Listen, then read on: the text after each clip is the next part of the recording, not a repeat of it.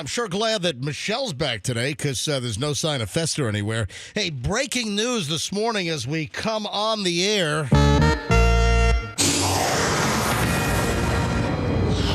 Yeah, Michelle, this is awful. Val Kilmer has died. Remember Top Gun, the remake or the new Top Gun movie that came out a couple of years ago? Remember they had him in a role, but wasn't that heavily dubbed, or didn't they use special, I don't want to say, not AI per se, but they used special tricks to pull off his scene because of his health decline?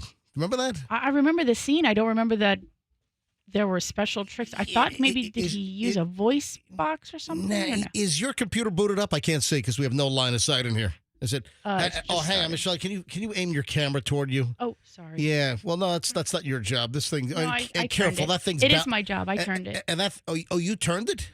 Yeah. Why you turn the camera away from you? Because I don't like it on me when we're busy in the morning. Well, it's not on. But I don't know that. The camera doesn't go on until we start the show. Well, a lot of people think the camera's not on, and it is. So can you do me a favor? Could you look up Val Kilmer quickly? Yeah, I am. And just look up the special tricks they did to work him into Top Gun. The version what was that called? Top Gun. What was the name of that thing? By the way, still no sign of Fester. So Maverick, Maverick, Top Gun. Which I never saw that on a real screen. I saw that on a little bitty back of the seat airplane screen. What is wrong with you? Listen, you know that I love good movies. You know, this was a good movie. We're in the process of updating our home theater after a number of years. So listen, we appreciate and love the big screen, and we go to a movie theater occasionally, but kind of like hanging out at the home theater setup. All right, so it doesn't say anything on Wikipedia about any special tricks. It just says that he reprised his role as Iceman. No, but do a search with some of the search terms and find the story, because I remember there were some intricacies in bringing Val Kilmer's cameo. They did some kind of special effects because of his inability to speak and act because of his medical condition. Anyway, so here's the breaking news. Val Kilmer, who starred in films such as Top Gun, The Doors, Batman Forever, while earning a reputation as a Hollywood bad boy, has died. The New York Times reporting he was 65. The cause of death was pneumonia, citing his daughter Mercedes Kilmer. The California-born Juilliard-trained actor was one of Hollywood's most prominent leading men in the 1990s before numerous spats with directors and co-stars and a series of flops dented his career. Over the years, Kilmer gained a reputation as temperamental, intense, perfectionistic, and sometimes antagonistic, just like Fester arriving way late for today's show. That's what you get for starting the show on time. Dude, the show always starts. What are you talking about? Which is something we should really revisit. Oh, starting the show late? We should have a to accommodate whatever your...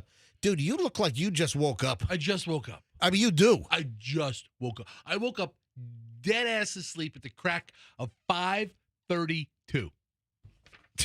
31 minutes ago, and I live 20-some odd miles away. By the way, you sent your prep to me so late last night, I didn't even see it yet. Well, can you get that to me just a little bit earlier? No. Okay. Every moment of my day is accounted for. Every moment. Okay, I'm sure it is. Listen, I get snack, lunch, food, dinner, snack again, snack 2, snack 4, snack 5. And then ice cream, because I forget that. Anyway, back to Val Kilmer. Poor Val. He had a rough last third of his life, health-wise. Yeah, it's just going through his bio here, but no more details. Michelle, did you find what I'm looking for? So they did. He did type in, like I said, into that machine, and then it was AI that they used to produce his. It wasn't AI. I'm sorry. They was his AI-powered speaking voice for himself. So it looks like they researched, his previous. So did they pull like old audio and then use the programs that can turn the voice print into new? it says hours of archival footage featuring his speaking voice were fed into. Yes, that's what I'm talking about. Yeah, because I knew they did some tricks for Top Gun. Rest in peace. Val Kilmer, confirmation overnight, dead at the age of 65. And as Michelle, as you just said, he had a rough. When did things go really south on him? How long has he been in this condition of terrible shape? I think that was when he recorded Top Gun Maverick. He was already sick for maybe 7 years or more. Yeah, you're right, because Andrew just said 2014. So I guess his diagnosis came in 2014. Right. He was diagnosed with cancer. So he had 11 rough freaking years. So I always liked Val Kilmer. And then remember that he started to change and he didn't look the same, that he got very bloated, and probably due to some of the. Well, sometimes if you're going through cancer, you lose a ton of weight. But didn't Val Kilmer? I've seen other people that I get a more puffier appearance with their treatment. And listen, I mean, on the other side of the coin is he had 11 years of life after a pretty bad diagnosis. So I don't know I don't know the quality of his life, but so I found more here. Yeah, diagnosed with throat cancer in 2014. Underwent radiation and chemotherapy treatments, as well as, tracheostomy that permanently gave him a raspy speaking voice. Post-cancer diagnosis, he did, obviously, the Top Gun Maverick sequel, The Snowman in 2017. Did we see that? It sounds familiar, The Snowman. Also, he was in Pay Dirt in 2020. And his daughter, Mercedes, was also in that. I don't recall. I don't think we saw that, but The Snowman sounds familiar. It looks like a movie of a man literally wandering in snow. I'm looking at the poster. Yeah, is that the one where... I don't think we saw that. No, maybe we didn't see that. Anyway, Val Kilmer, just a terrible end to his life, obviously. Hold on. Why do you say that? Yeah, it wasn't a terrible end as if he fell into a wood chipper. Yeah. I mean, the guy's fairly young, was 65. Yeah. He had a serious disease for 11 years. He passed peacefully with family around. That's the way to go. A terrible way to die is getting eaten by sharks while red ants are biting you. I mean, that's a terrible way to die. That would be impossible because the sharks would be underwater and the red ants would not be underwater. But maybe that's the ants could be floating on a leaf or a stick on top of the water and biting you. Oh, so maybe they're biting you while they're floating on a stick, and then the shark breaches the surface. And what if you're not in that deep of water? That's what makes it so terrible. The two things can't happen at the same time. All right, 6:09 at the MJ Morning Show. Just getting rolling. For later on, when we bring up Val Kilmer again, can you find out, Michelle? Would you mind doing some quick research? And listen, you're a lawyer. You love to research crap. Love it. You're good at this. You love doing it for free. Can you please just see if there's any reporting on how he got throat cancer, or because there are multiple ways to get throat cancer, and there's one that a lot of people don't know about, but we probably should kind of broach that topic. All right, 6:09. We're just getting rolling. We're back in minutes. It's going to be a loaded April 2nd, after April Fool's Day. Of course, we did no April Fool's stunt on the show yesterday. Not a thing I like to do. Fool the audience. All right, 6:09. Traffic's on. Shriner, what you got, home?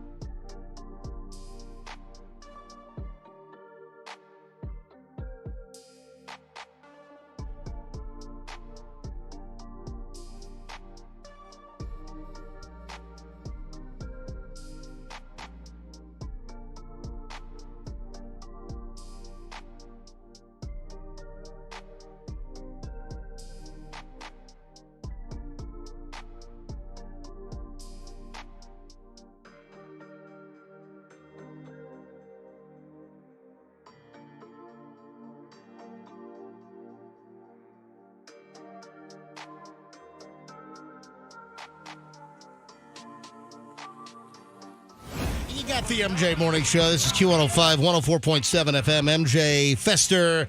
Michelle is back after a couple of days off. Michelle was not here on Monday and Tuesday because of travel with Chloe.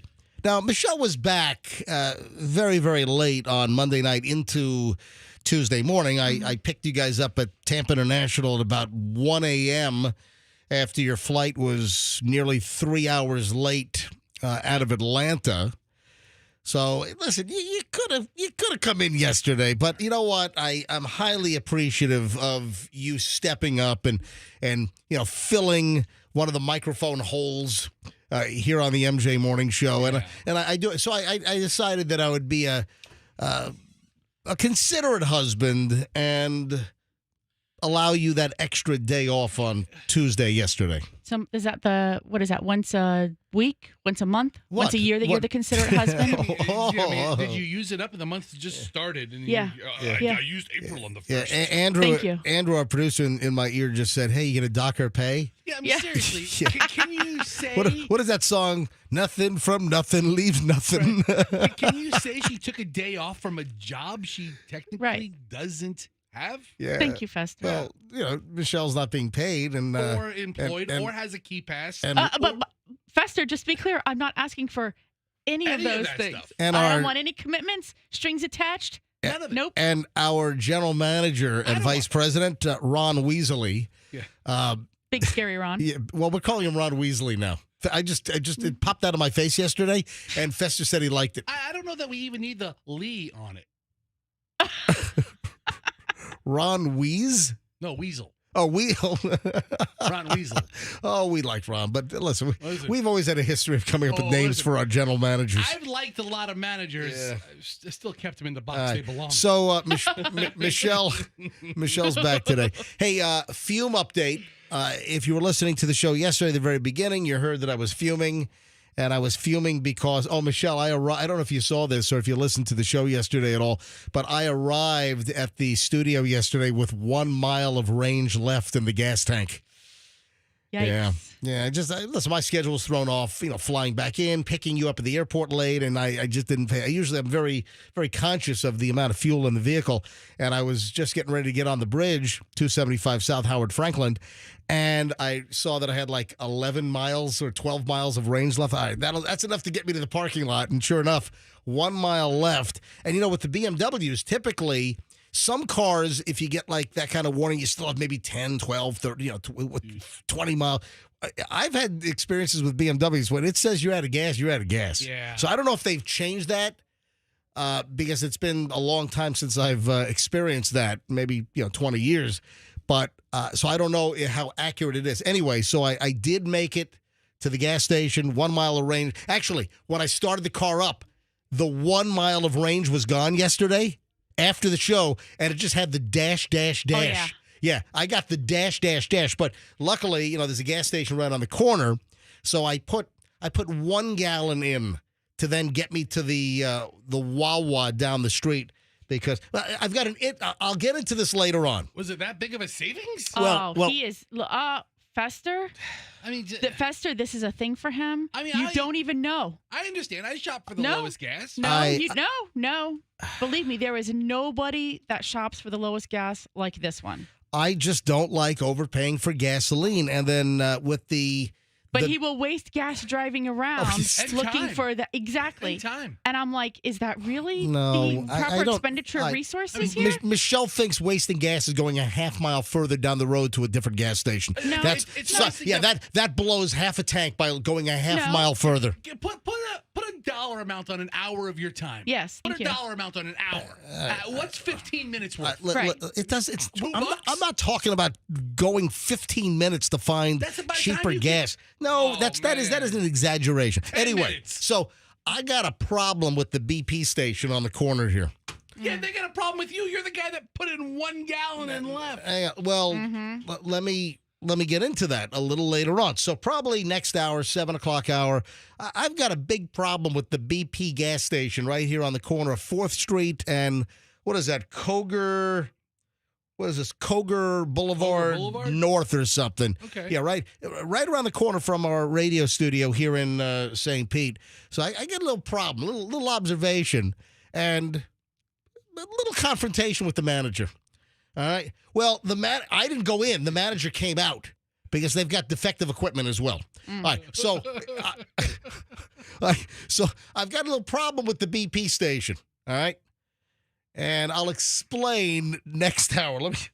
Let me mark this down so I don't forget. Gas. Let me take my pink highlighter and circle that on my little rundown sheet over here. All right. So here we are. It's a Wednesday here on the MJ Morning Show. A couple of things I wanted to bring up. Fester, yes. You're all Tesla'd up good. Well, your wife has the Tesla Model Y. I just paid for it. But you drive it a little bit, right? Occasionally. But when you guys go out as a family, you don't get in do you guys ride in no, the front seat belt on your Cadillac doesn't work. Is that correct? No, doesn't work. All right. So the front passenger seat belt doesn't work. I have it rigged to where it kind of works. Well, it'll hold you in place, but I wouldn't want to be in it in an accident. So it slides in but doesn't actually latch.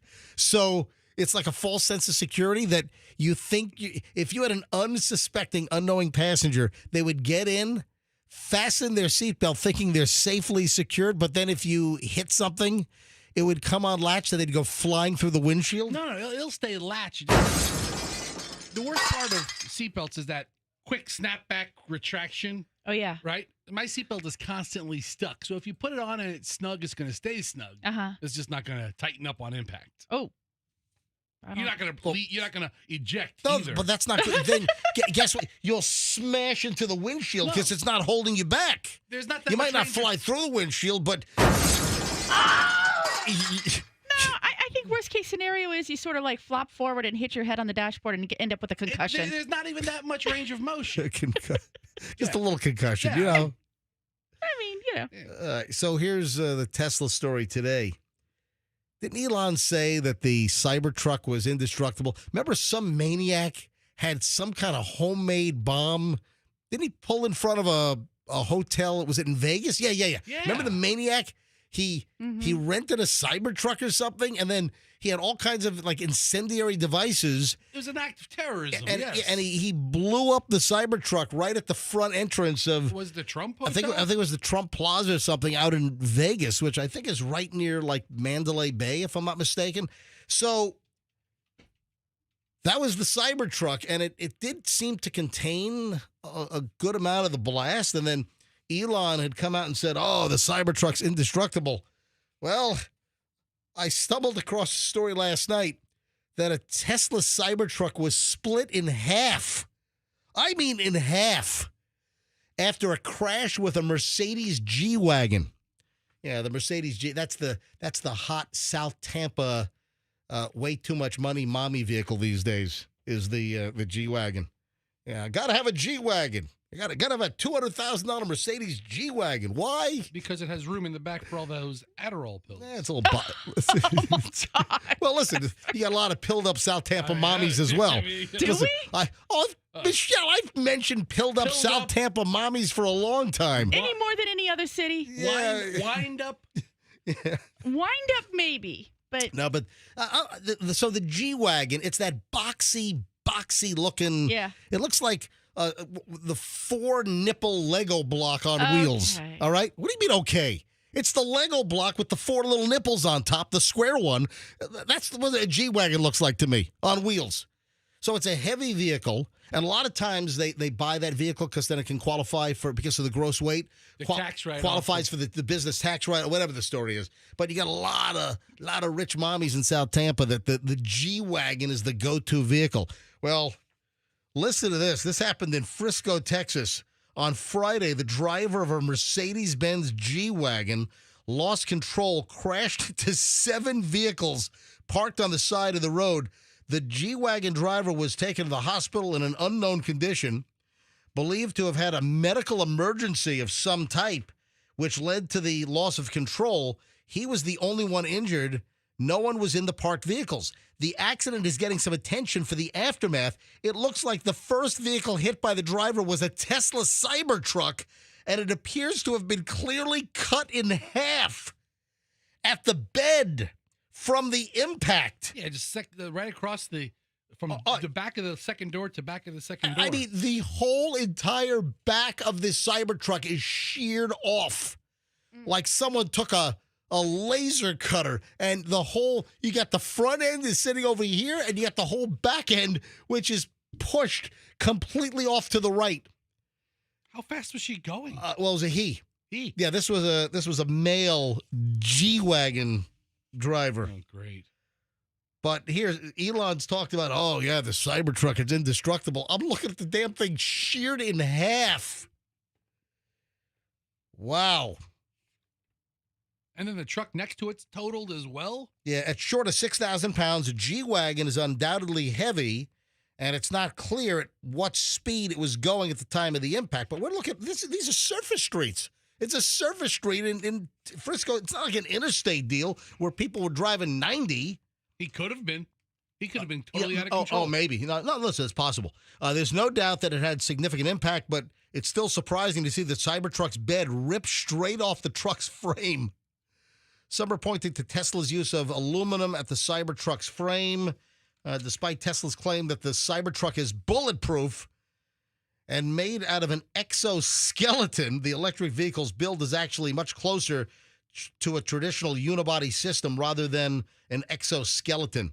Most of the visible body parts, which would be part of the chassis, is an exoskeleton build, which are actually, there's also been issues with like parts are falling off the Cybertruck because they're like just glued on with Elmer's.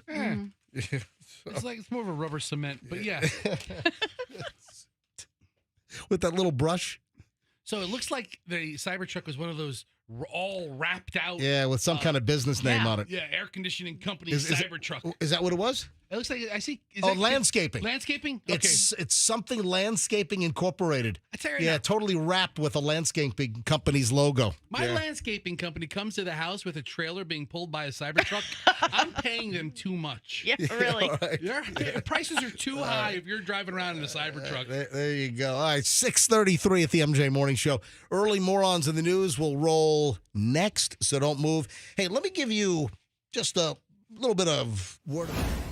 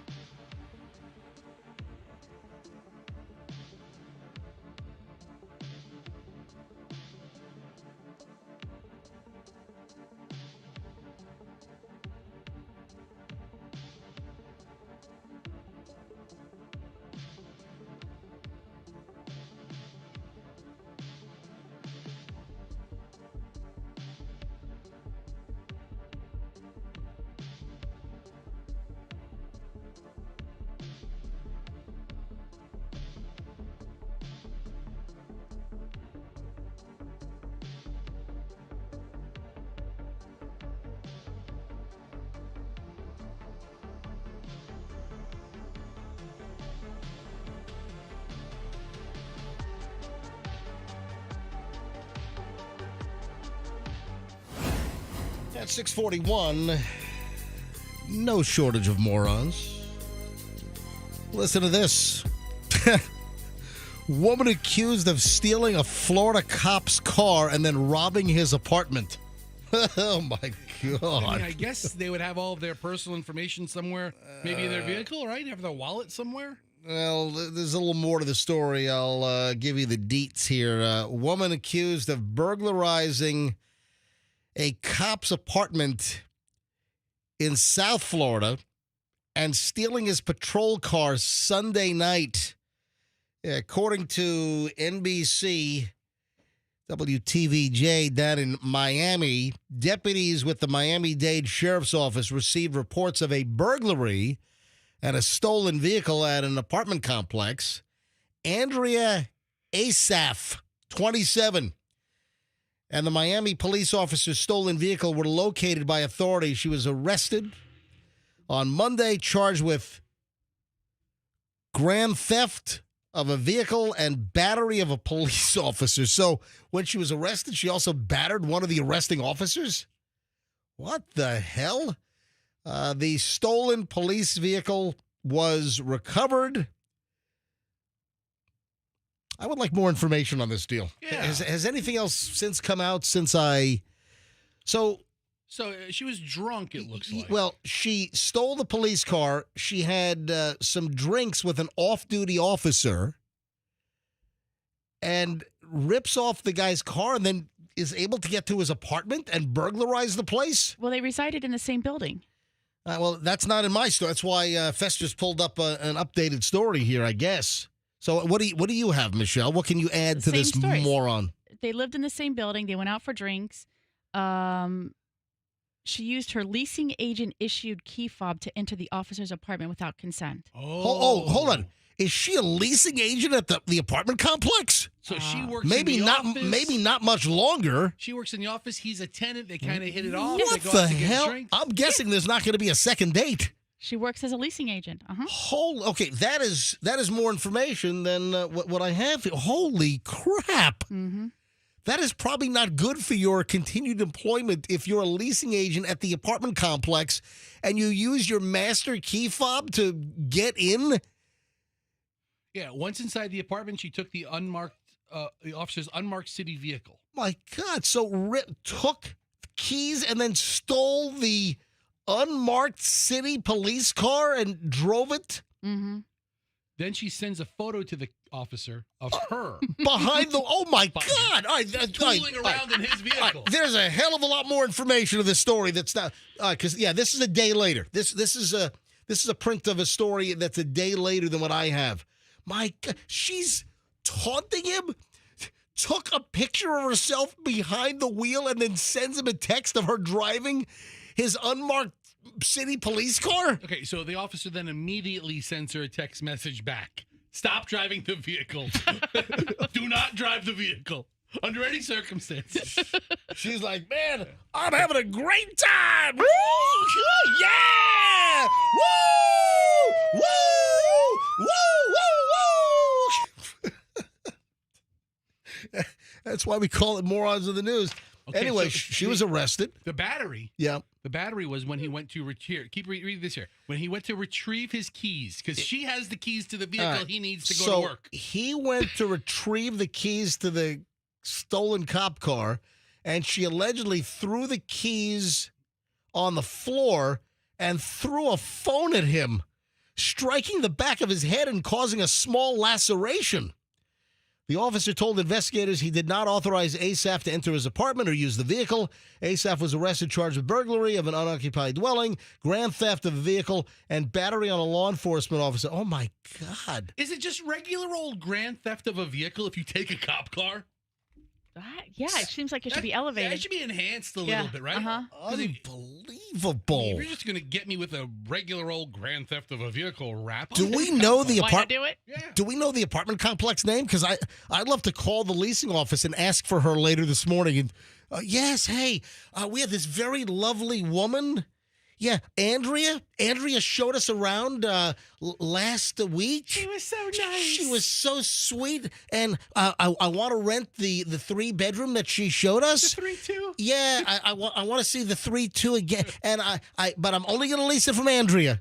She's my girl. Sir, I'm sorry, but Andrea doesn't work here anymore.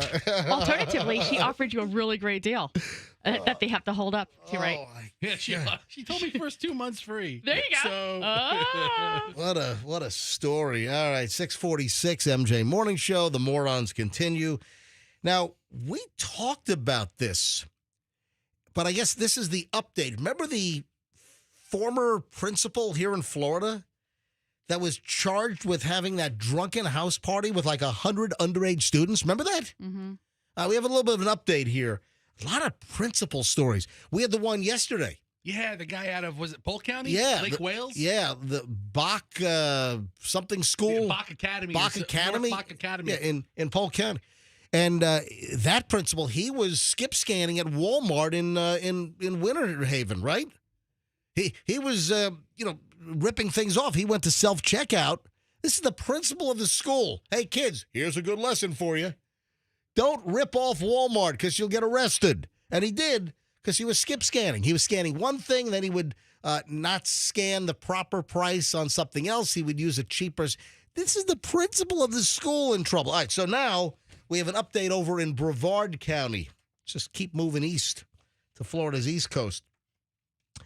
The state attorney's office for the 18th Judicial Circuit announced yesterday, so this is a follow-up, that it has filed charges against 2 Florida educators accused of hosting a drunken house party that involved over 100 students. Yeah, the arrest affidavit says that Elizabeth Hill Brodigan, the former principal of Roosevelt Elementary School, and Carly Anderson, a former 3rd grade teacher, were arrested back in January by the Cocoa Police Department. So, yeah, that's when we first did the story. And remember, we were flummoxed. Yes. Flummoxed. Michelle, spell flummoxed, please. FLUMOXED. OXED? No, or no. MMOXED? Double M? 2 M's, Michelle. I know. Come on. Yeah. So we were flummoxed by this story back in January that if you're having a bunch of like high school kids over, you would think that you would be the principal and teacher at a high school. Mm-hmm. They were the principal and teacher at an elementary school. How does that dynamic happen? They've known each other for a long time. All right, so here's the deal. I've known this kid. Yeah, exactly. I've known this kid since he was 8. Yeah, the kids came through first, second, and third grade at their elementary school. Gross. Now they're in high school. I mean, they stayed in touch with their third grade teacher to have this blowout party. Come on over. We're going to beer stand it. We're going to keg stand it. We're going to Jaeger it up good. All right, so this initially broke back in January. Officers said more than 100 students drank alcohol at the house party at the principal's place. And then Anderson, the third grade teacher, was just a guest at the party.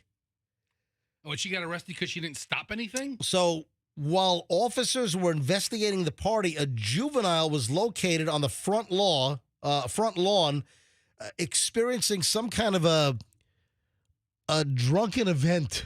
Alcohol-related medical event. Yeah, according to the police report, there was an underage student, a juvenile, on the front lawn having an alcohol-related medical event. So is that the term they use now? Mm-hmm. I mean, were they just passed out because they were drunk? Was the medical event maybe more of I mean, what was the medical event? An alcohol-related medical event. Yeah. Listen to this. From the report, the juvenile was so heavily intoxicated that Brevard County Fire Rescue had to respond to treat them. Yeah, that sounds like a big case of... Students told officers that the parties like this happen once or twice a month. They're doing 2 parties a month? Tell those kids to shut up. And look how it's advertised. I'm about to get to the party. The students say was advertised on Snapchat.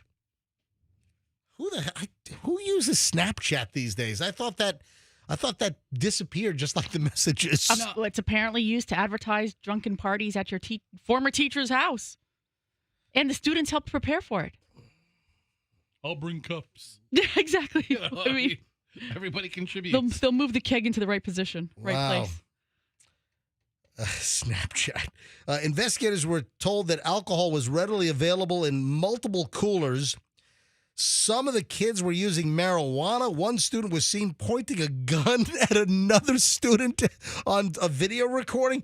What the hell? What is going on at this place? All right, I'll just say. They're pointing guns at other kids. There's pot. There's drugs. There's 2 times a month at the principal's house with 100 students. Aside from the principal being the host of this party, it sounds like an awesome party. Oh, will you stop it, Fester? I mean, it really Get out of here. Yeah. Aside from the kids being 14, 15, 16, and 17 years old. The parties I went to in high school were super lame compared to this one. Yeah. Sounds like it, right? Wesh TV, which is NBC over in Orlando, said that Brevard County Public Schools placed Hill Brodigan and the third grade teacher Anderson on leave during the investigation. My God. Hill Brodigan, the principal, charged with 1 count of child neglect, third-degree felony punishable by up to 5 years in prison, 5 years probation, $5,000 fine. 5 counts of contributing to the delinquency of a minor, a first-degree misdemeanor. Each count is punishable by up to a year in jail, $1,000 fine. 1 count of holding a house party, a second-degree misdemeanor. Anderson, the third-grade teacher, was charged with 1 count of disorderly conduct, a second-degree misdemeanor, punishable by up to 60 days in jail, $500 fine. 1 count of disorderly intoxication. Oh, great. So the third-grade teacher was ass-blast drunk. I mean, she's at the party. Unbelievable. All right, there you go. Do you remember your principal's name in high school? In high school? Yeah, Lottie Waters. So old Lottie Waters never had a big thrashing party? No. And then there was her assistant, Mr. Shackelford. And I'm going to tell you right now, Mr. Shackelford was exactly as that name sounds. Mr. Shackelford. Yeah, my dad ran into Mr. Shackelford years after I graduated, and he said, "Hey, how's Todd doing? He's either in jail or he's very successful." You know what? He was right. I was never going to be in jail. Get out of here. All right, 6:53 at the MJ Morning Show. We'll start the 7 o'clock hour next. Hey, a lot of students are despondent. There are a lot of students that are beyond despondent because of rejection. So what's going on with, speaking of students, what's going on with rejection right now? All right, that's just one of many things in the upcoming. Oh, and the White Lotus is back with season 3. So Michelle and I watched White Lotus season 1 and 2. We have not started 3 yet, but there's a whole, I guess, a drug theme. And I've had Fester look up I've heard of the drug, but I wanted to get some more details on the drug. Yeah. Lorazepam. What's going on with White Lotus and Lorazepam? All right, that and more, all next. MJ Morning Show here on Q105, 104.7 FM. Let's talk about...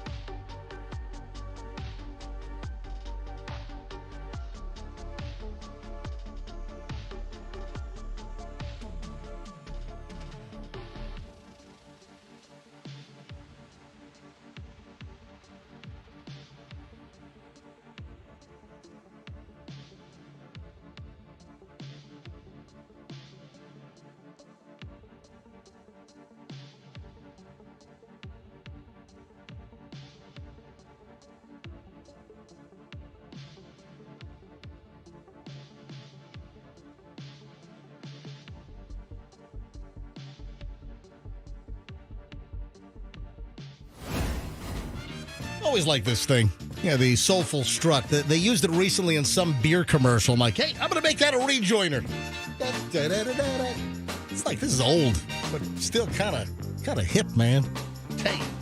7:02, it's the MJ Morning Show. All right, so here's the deal. I teased this before the break about, students, kids, teens losing their minds over rejections.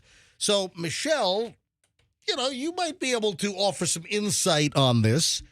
What type of rejection do you think I'm talking about? College rejections? That would be correct.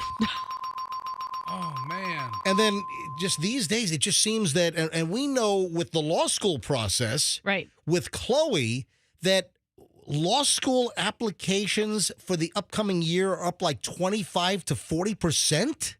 That's correct. So what's going on? Because this is also apparently, this is not just law school. Right. It's undergrad as well. And, we've got a whole new class, the class of 2025 in high school right now. They're going to be graduating next month in May or early June. They should already know where they're going by now, right? Well, there's still... You would hope. Probably still some decisions are coming out or... maybe some waitlisted kids or whatever. But a lot of the kids know where they're going. But the rejection cycle for undergrad, and as we know with Chloe, with law school, it's out of control. So, Michelle, I know that you're kind of immersed in the project. Let me just share. Of the 1.2 million kids who applied to college this year, many will not get into their first choice, the school of their dreams. And they're feeling like they've been run over by a school bus. I mean, they're devastated. They spend their whole lives planning on going to this school, right? Is that why? With the rejection, but rejections are up all over the place. Or is it because they've lived such sheltered lives with helicopter parents that they've never had to deal with rejection? And I'll tell you why. Why don't you just clam up over there and have some clam fritters and have Michelle explain this. So, Michelle, what do you know? I can only speak to the law school applications, right? Yep. Every election year, there's about a 7% increase in applications for that year. The LSAT has changed, which is the exam that you have to take. And this is kind of funny. The section of the LSAT that people hated? Yeah. No, not everybody. But not everybody. But a lot of people hated this particular section. That's the point. If you would let me finish. All right, go ahead. The LSAT exam changed. Right. There were 3 sections. The logic games was the one section that many test takers And let me just point out, hated. the LSAT is the aptitude test to get into law school. Hey, why don't you clam up over there and have some clam fritters? How about some clam chowder? Why don't you come up with a different menu item? How about some whole belly fried clams or some clam chowder? Are you a clam strip eater? All right. So on the LSAT exam, right, a lot of people didn't like the logic game section, and that's the section that Chloe did the absolute best on, like aced logic games. 100% every time. Yeah. Taught herself how to do it. I don't know how. We'll say she's a mini genius. Anyway, so what happened is they changed that exam mid-cycle. So if you were applying in September of last year for entry into law school this year, you were taking the exam, let's say, over the last year. So some students had the opportunity to take it before, or maybe were time-bound, right, to take it before they changed the test. I think it was in June of last year. But then the minute that was no longer required on the exam, a lot of students rushed and took the exam because then they knew that they could, get a good score. So we have that happened. Also, the economy, they say, like, if people perceive that the economy is going to be in a decline, they will go ahead and register for grad school so they can spend the next 3 years in school. There's going to be a tariff on college admissions announced later today. Okay. No, but seriously, listen, there's a name for this. So we know about how difficult law school admissions, like Chloe has some great waitlisted schools where we think that other years she would have been admitted right off the bat. Right. So Chloe's got some great schools that she's waitlisted at, which she could get in. But listen to this. So the story that I have is more about the undergrad rejections, and there's even a term for it. They're calling it college rejection depression. And I'm sure this always exists, but for whatever reason, this year it's even greater. College rejection depression. Maybe let's grab a call or two. Let's go to the phones. Do we have any high school kids that are listening that you got rejected at your top 1, 2, or 3 schools and you're depressed? Or what about parents? Any moms or dads listening right now, and was your kid rejected from some of their top choices for college, as a senior? So let me give out the number, 800-990-1047. So if you're a high school student and you can comment on college rejection depression, if you're a parent, mother or father, and you can comment on college rejection depression, fire up the phones. If you want to remain anonymous, that's fine. 800-990-1047 gets you in. I'd love to hear a story or 2 or 3. 800-990-1047. That's 800-990-1047. And I hope that your college rejection depression is not that great. Michelle, what were you going to say? I was just going to say that when you have this type of perfect storm happening, and you know that there's an increase in applications, or that it's going to be more challenging because you see the rising number of applications, then what do? You apply to more schools too. Yeah. So then you're likely to get more rejections as well. Is that sort of a FOMO, like I better hurry up and jump in there? Or no, it's a worry of maybe you're not going to get into the schools that you had expected to get into. You're just covering your base. Right, now you have to just sort of expand. It's like an A list, B list, C list at a wedding, right? Like you apply to the schools that you think in a normal cycle you have a relatively decent chance of getting into your reach, your the ones you should get into, and your safeties. But then once you see that everybody's applying to like 10 more schools than normal, you've got to probably go and apply to 10 more schools. Wow. Right? I want to talk about this A list, B list, C list at the weddings. Right? I want to get into that in a second. Yeah, what list was I? Let me grab Tasha in Tampa. Tasha, you're on the MJ Morning Show. Hi. Hi, how are you? Hey, you're a teacher. Oh, you know what? This is another good angle. So if you're a teacher and you're on the way to school, what do you know about your students that have been rejected from colleges? If if you teach seniors in high school, 800-990-1047, 800-990-1047. I didn't even think of the teacher angle. So go ahead, Tasha. Yeah, so I teach AP Lit at Plant High School in Tampa, Florida. And, I see this all the time. This year, I was actually talking to a student the other day who was rejected from UF, but then got into a Notre Dame. And so the kids can't even figure out how, on paper, they look the same, but the rejection, even in place like UF or a lot of our Florida schools, is high now. Yeah, wow. I might take Notre Dame over UF. Yeah, listen, Notre Dame is except that UF, they might get some type of in-state in-state benefit. tuition assistance. So like I do Correct. that. I do that Florida prepaid scholarship thing, or not scholarship, but the Florida prepaid for my kids, right? All right. Does that count for like Notre Dame? No, it No. doesn't. Yeah, I'd be screwed. Listen, Tasha, that kid ought to be very excited about going to Notre Dame in Notre Dame in South Bend. And guess what? But maybe the parents aren't so much because they're gonna have to stroke that check. Well, yeah, because if they had the Florida college savings plan, clearly Notre Dame is going to cost a schnit ton more money than the Florida, the savings plan. Yeah, I guess you can cash that out and use it. But in-state tuition, going to a Florida school, it's obviously going to be a whole lot cheaper than if you have the savings plan. It could be fully paid for. But you know what, Tasha? This kid, is it a male or a female? It's a male. Tell him that he's going to be able to walk into the doors of the Edward J. DeBartolo Hall at Notre Dame. Right. The DeBartolos are big supporters of Notre Dame football. Absolutely. Notre Dame's the university. Yep. Absolutely. Well, I mean, I do see what you're saying, though, besides that story, which obviously Notre Dame is a fabulous school, but I do see the kids this year, they were devastated. It definitely is a real thing. And they, I help them with essays. I'm an AP Lit, I'm English. So I see the work that they put into it, and then they're devistated. See, this is the best call. This is the best call I could get. So you're absolutely seeing the college rejection depression. Oh, absolutely. And is it worse this year? The story that I have, it's worse this year than many previous years.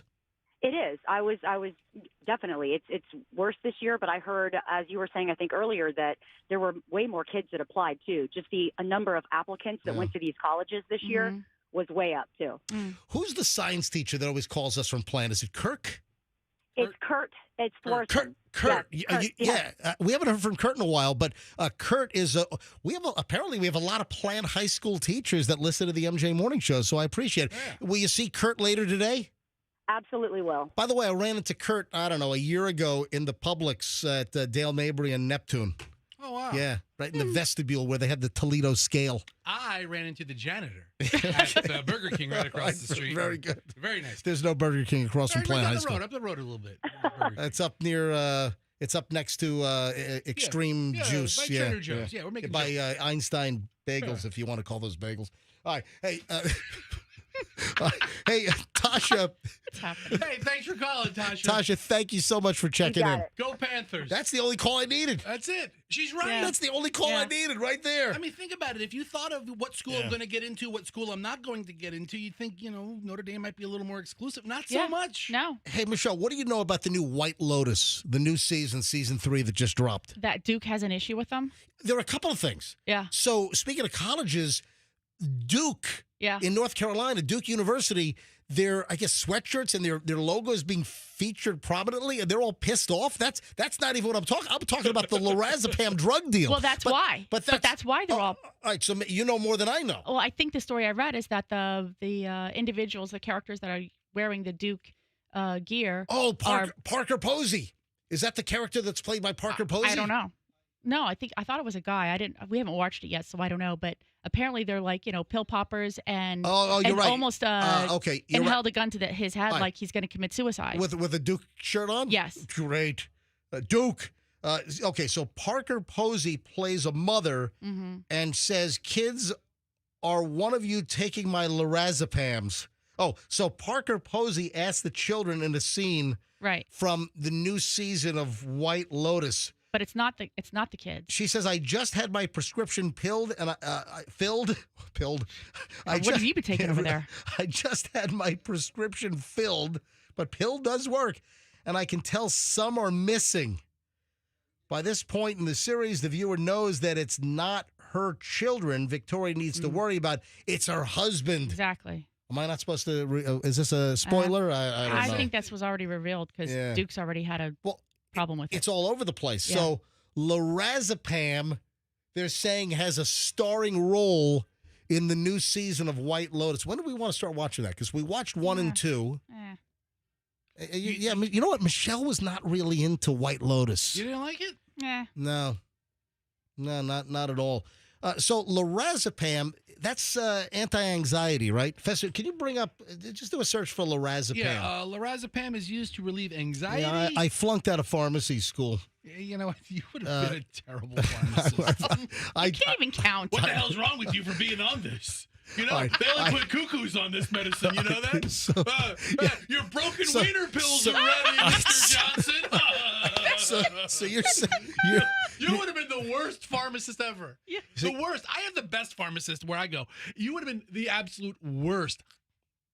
So you're saying that when you see the sign, you can have a consultation with your pharmacist, that I would be the worst pharmacist to have a consultation with? Oh, you have that rash? I got to see it. Turn around. How the hell did you get chlamydia? What? You did what? To what? With who? Where? Oh. What kind of dirty wang we talking about here? I'm going to give you a whole vat of this ointment. You just have to dip your whole body in it. So lorazepam is used to relieve anxiety.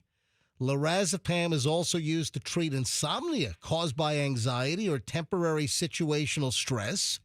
Lorazepam is in a class of medications called benzodiazepines. I've heard of benzos before, right? You ever take a couple of benzos? I don't think I've ever heard that term. It's a thing. It's a thing. All right. So lorazepam. And are they in the same category as like a Xanny, like a Xanax, like a bar of Xanax or something? I don't know. Probably in the same. Probably. What do you mean? You didn't go to pharmacy school? No, some people have said that it also treats seizures, and I guess it has a couple of things that it does, but I guess it's pretty prevalent in this season 3 of White Lotus. All right, so when is Final Four Women's here in Tampa? It's Friday and Sunday. Friday, Sunday. Yeah. All right, so I saw that some of the teams started arriving, and they had a whole setup with like the trophy, and they had a whole logo wall set up like right outside the private jet terminal.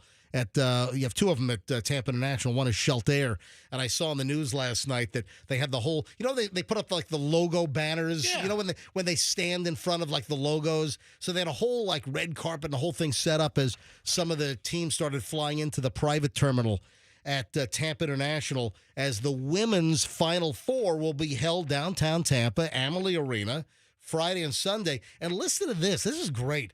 I get a direct message from Nicole Breed. And Nicole writes in and says, and this is a direct message. This is to Certified MJ Radio. This is my personal Instagram account, Certified MJ Radio. I'm 24 away from hitting 25,000. Oh, we're all so proud of you. There's got to be 24 people listening right now that don't follow me on Instagram that can get me to 25,000 right now. Come on. I don't want to sound like a little bitch begging, but come on, let me get to 25,000. Come on. Isn't it amazing how you don't want to sound like something, yet that's the only But I am. thing I sound like a little begging bitch. Only thing you sound so I sound pathetic. Really sad. Because I am pathetic. Really all right. So Certified MJ Radio, give me a follow right now. I'm 24 away from hitting 25,000 followers. Come on. Certified MJ Radio. So Nicole Breed follows me. And Nicole Breed sent me this direct message. Great show this morning. Super excited when you guys started talking about the Final Four. I'm the executive director of the North Brandon YMCA. And because the Final Four is in Tampa, the Atlanta Tip-Off Club renovated my basketball court. Each year they renovate a YMCA basketball court in the location of the Final Fours, and Tampa is where the women's final is. That's awesome. You know, you hear so much of this, that there's investment in the community outside of the actual event when that's the host city. Yeah. Right. Isn't that great? That's fantastic. So the Brandon YMCA is getting a whole remake on their basketball court as a tie-in because the Final Four women's is here in Tampa Bay this weekend. Isn't that phenomenal? That's pretty cool. I was down. You know what they say about the YMCA? Hang on, let me reset this. Right. How about... Oh, I missed it. Hang on. One more time. Hang on. 3, 2, and... It's fun to play at the new court at the YMCA in Brandon. It fits right in. You don't like it? Just substitute it. We have there to you work go. it. We have to work it in.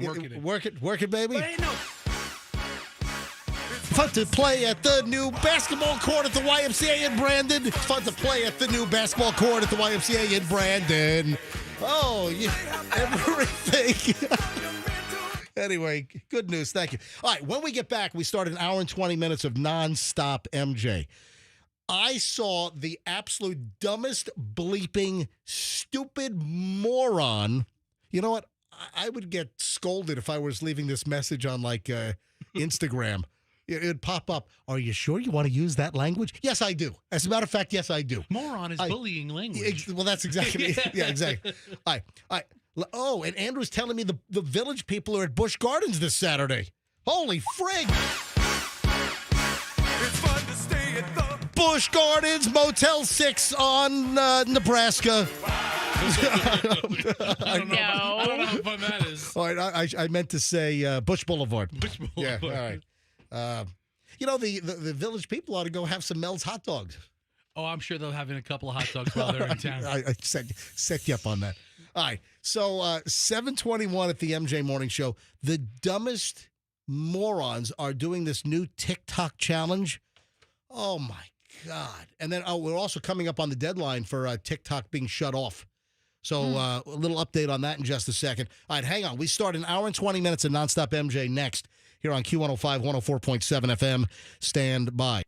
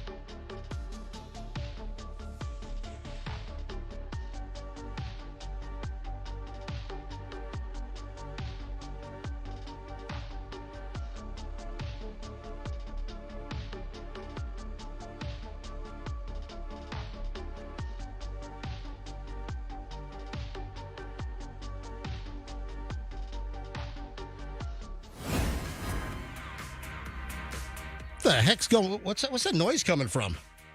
Was it like I don't know? It was like sportsy theme music. I don't know. There's like two things playing at once, but I didn't. I don't know. I didn't hit two things at once. That's weird. That's strange. All right, 7:28 at the MJ Morning Show.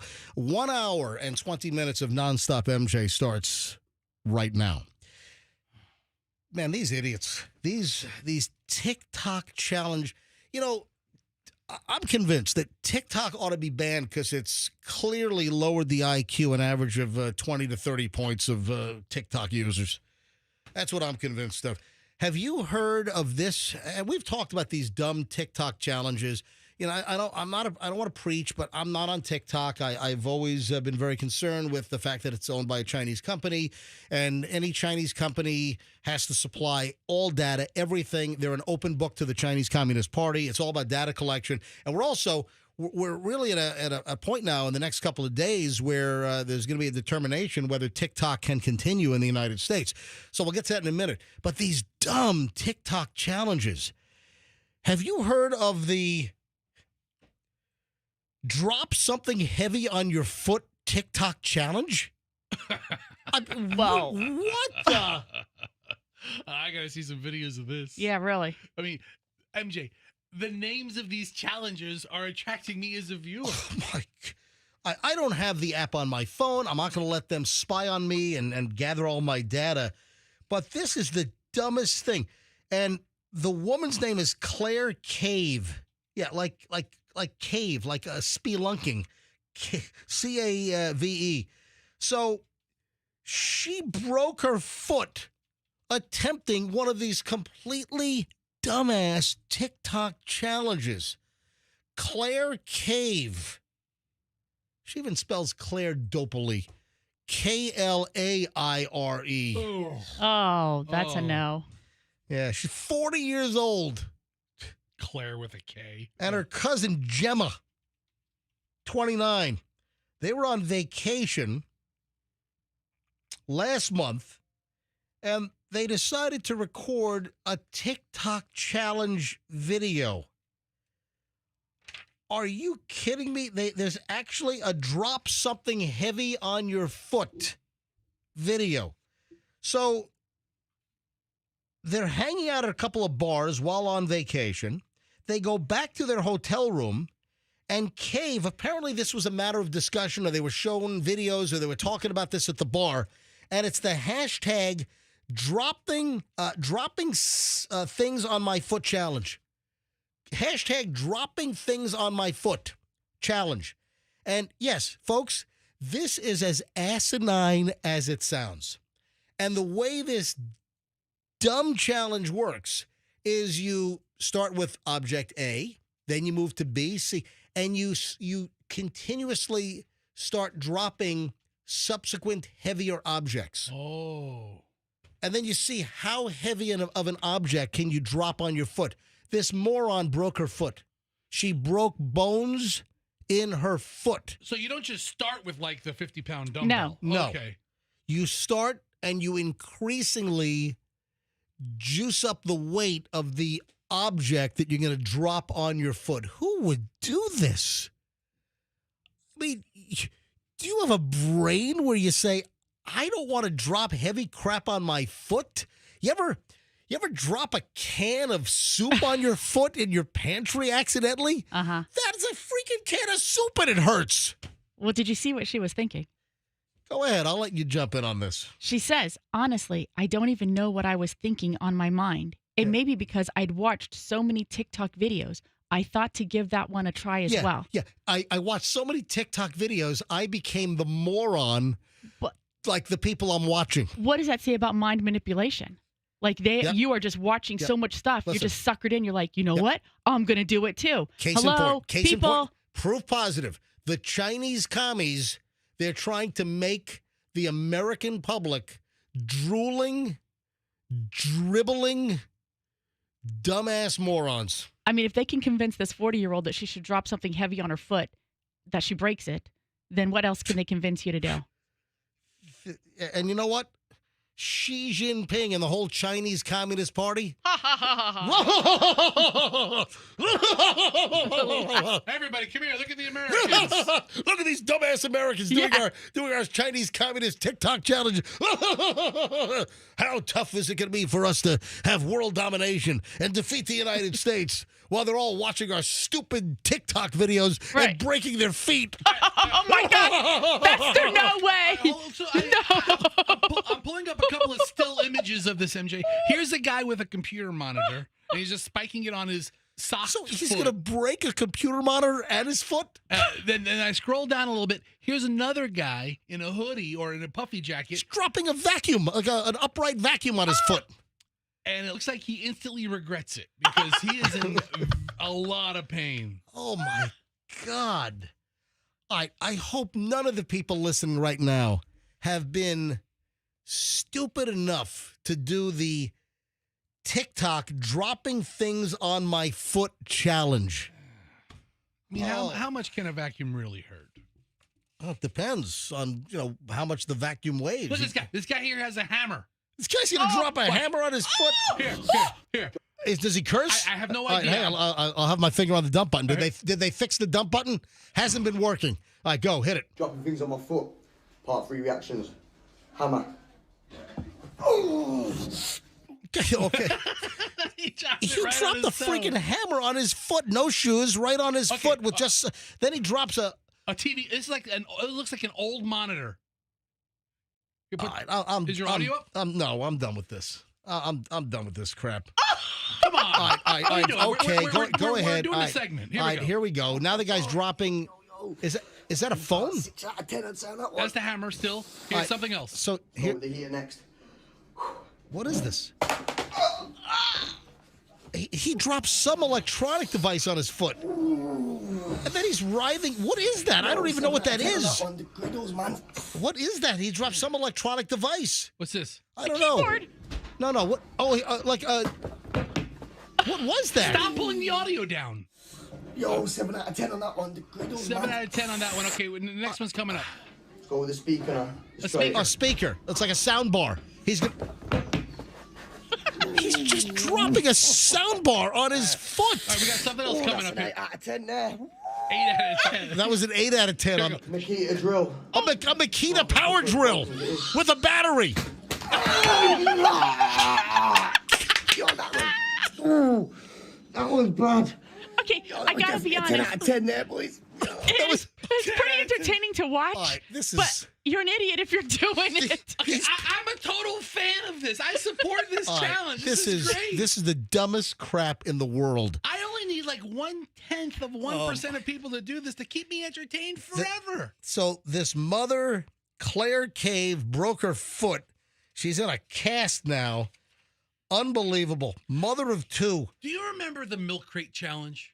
Yeah. Oh, that's right. We stack up the crates and you got to run them up like stairs. There was no video of a milk crate challenge that I didn't watch. And this is going to be the same thing. Oh, my God. All right. So Claire Cave, she started by dropping a spoon. Yeah. Oh, that was a 1 out of 10. Oh, so you rate them like the guy was doing. Yeah. You rate the pain, 6 out of 10, 8 out of 10. And then the guy drops a heavy Makita power drill, like with one of the 20-volt lithium-ion batteries plugged into the bottom, and just drops it from like chest high on his foot. And that was a 10 out of 10. You heard the guy, run it again. Let me hear it again. I got to pull it back up. Hold on. Go to the very end where he drops the power drill on his foot. Here we go. You got it? We got. All right, go right there. I have to watch it again. All right. I might have an ad. I don't want an ad. Anyway, I'm just going to move on. Oh, but man, this is painful. All right, Michelle. Yeah. Something from the last segment that we didn't get to. The wedding, the wedding A-list, B-list, C-list. Yes. Yeah, we were talking about colleges and getting into colleges and having your top choice and second choice. And Michelle just slipped in. It's like a wedding where you have your A friends, B. What'd you say? A-list, B-list, C-list. So when you're trying to trim down the wedding, you have the A-list, the people that have to be there, but then can you squeeze in the B's and the C's? And, no. Oh, then what is it? What is it? Yeah, what is it? You send out your invitations on your A-list, and then as you get rejections or, cannot attend, then you send out invitations to your B-list. And then, as you continue to get people who cannot attend, then you have people that you would extend your... So if the A-listers are rejecting attending your wedding, maybe they shouldn't have been on the A-list in the first place. Maybe they're not that important. Maybe not. If they can't find the time to come to your wedding, which, by the way, I'm going to tell you right now, I don't want to be on any freaking A-list. I want to be on a K-list. Really? I want to be on the S list. I want to be on the...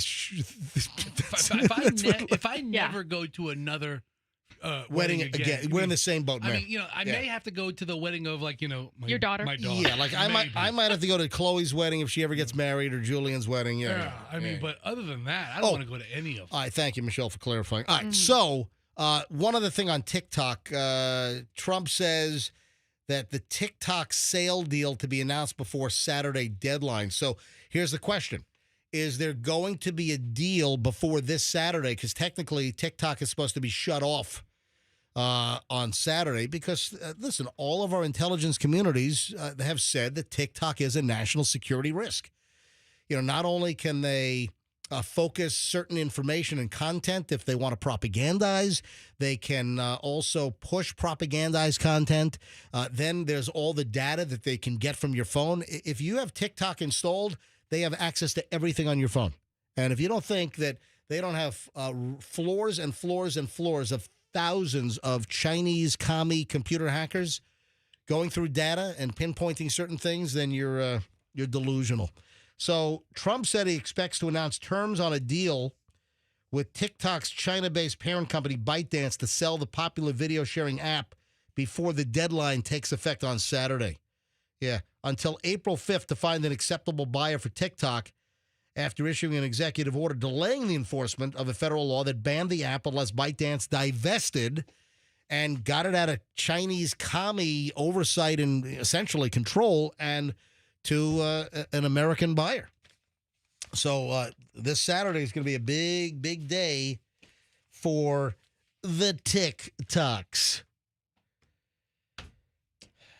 This is creepy. So Andrew says. What is it? This is very, very creepy. Listen. This is sight unseen. I don't know what's about to happen, but I'm saying this is creepy. Andrew, our producer, this morning said during the show, I'm going to bring something in. And this is going to go down as the creepiest gift ever. So my understanding is this was dropped off yesterday by a listener. I don't know what it is. All I know is this is creepy. And Andrew's pretty good usually about, setting me on the right path if he's got, a suggestion. So, Andrew, come on in. I mean, if he says it's creepy. Let me get my come on down music. Here we go. Entering the MJ Morning Show studio is morning show producer Andrew, who says this is creepy. All right, come on, hold on, Andrew. Andrew walks into the studio, and it's clearly a framed picture of some sort. Yes. All right, this is a framed picture.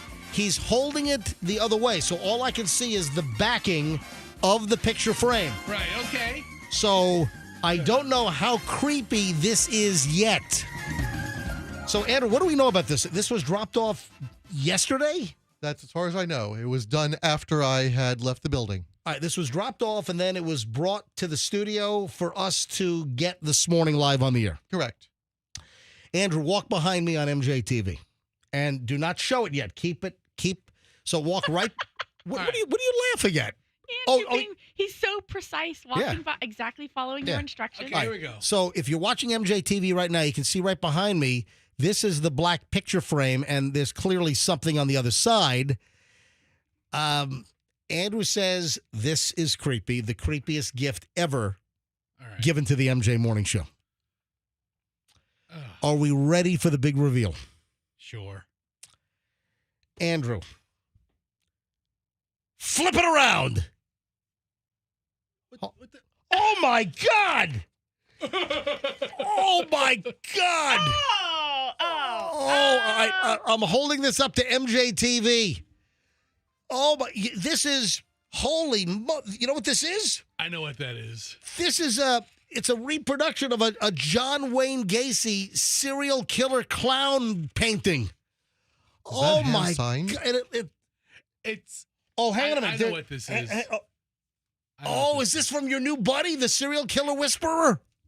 You know, when you say it like that, I don't know if I want to call him a buddy. But yes, my friend, a listener who I have become friends with, Bill, he told me he had something for you. I didn't know he was going to drop it off yesterday. He did. He dropped it off. So I'm holding what is this, like a 24 by 20, 24.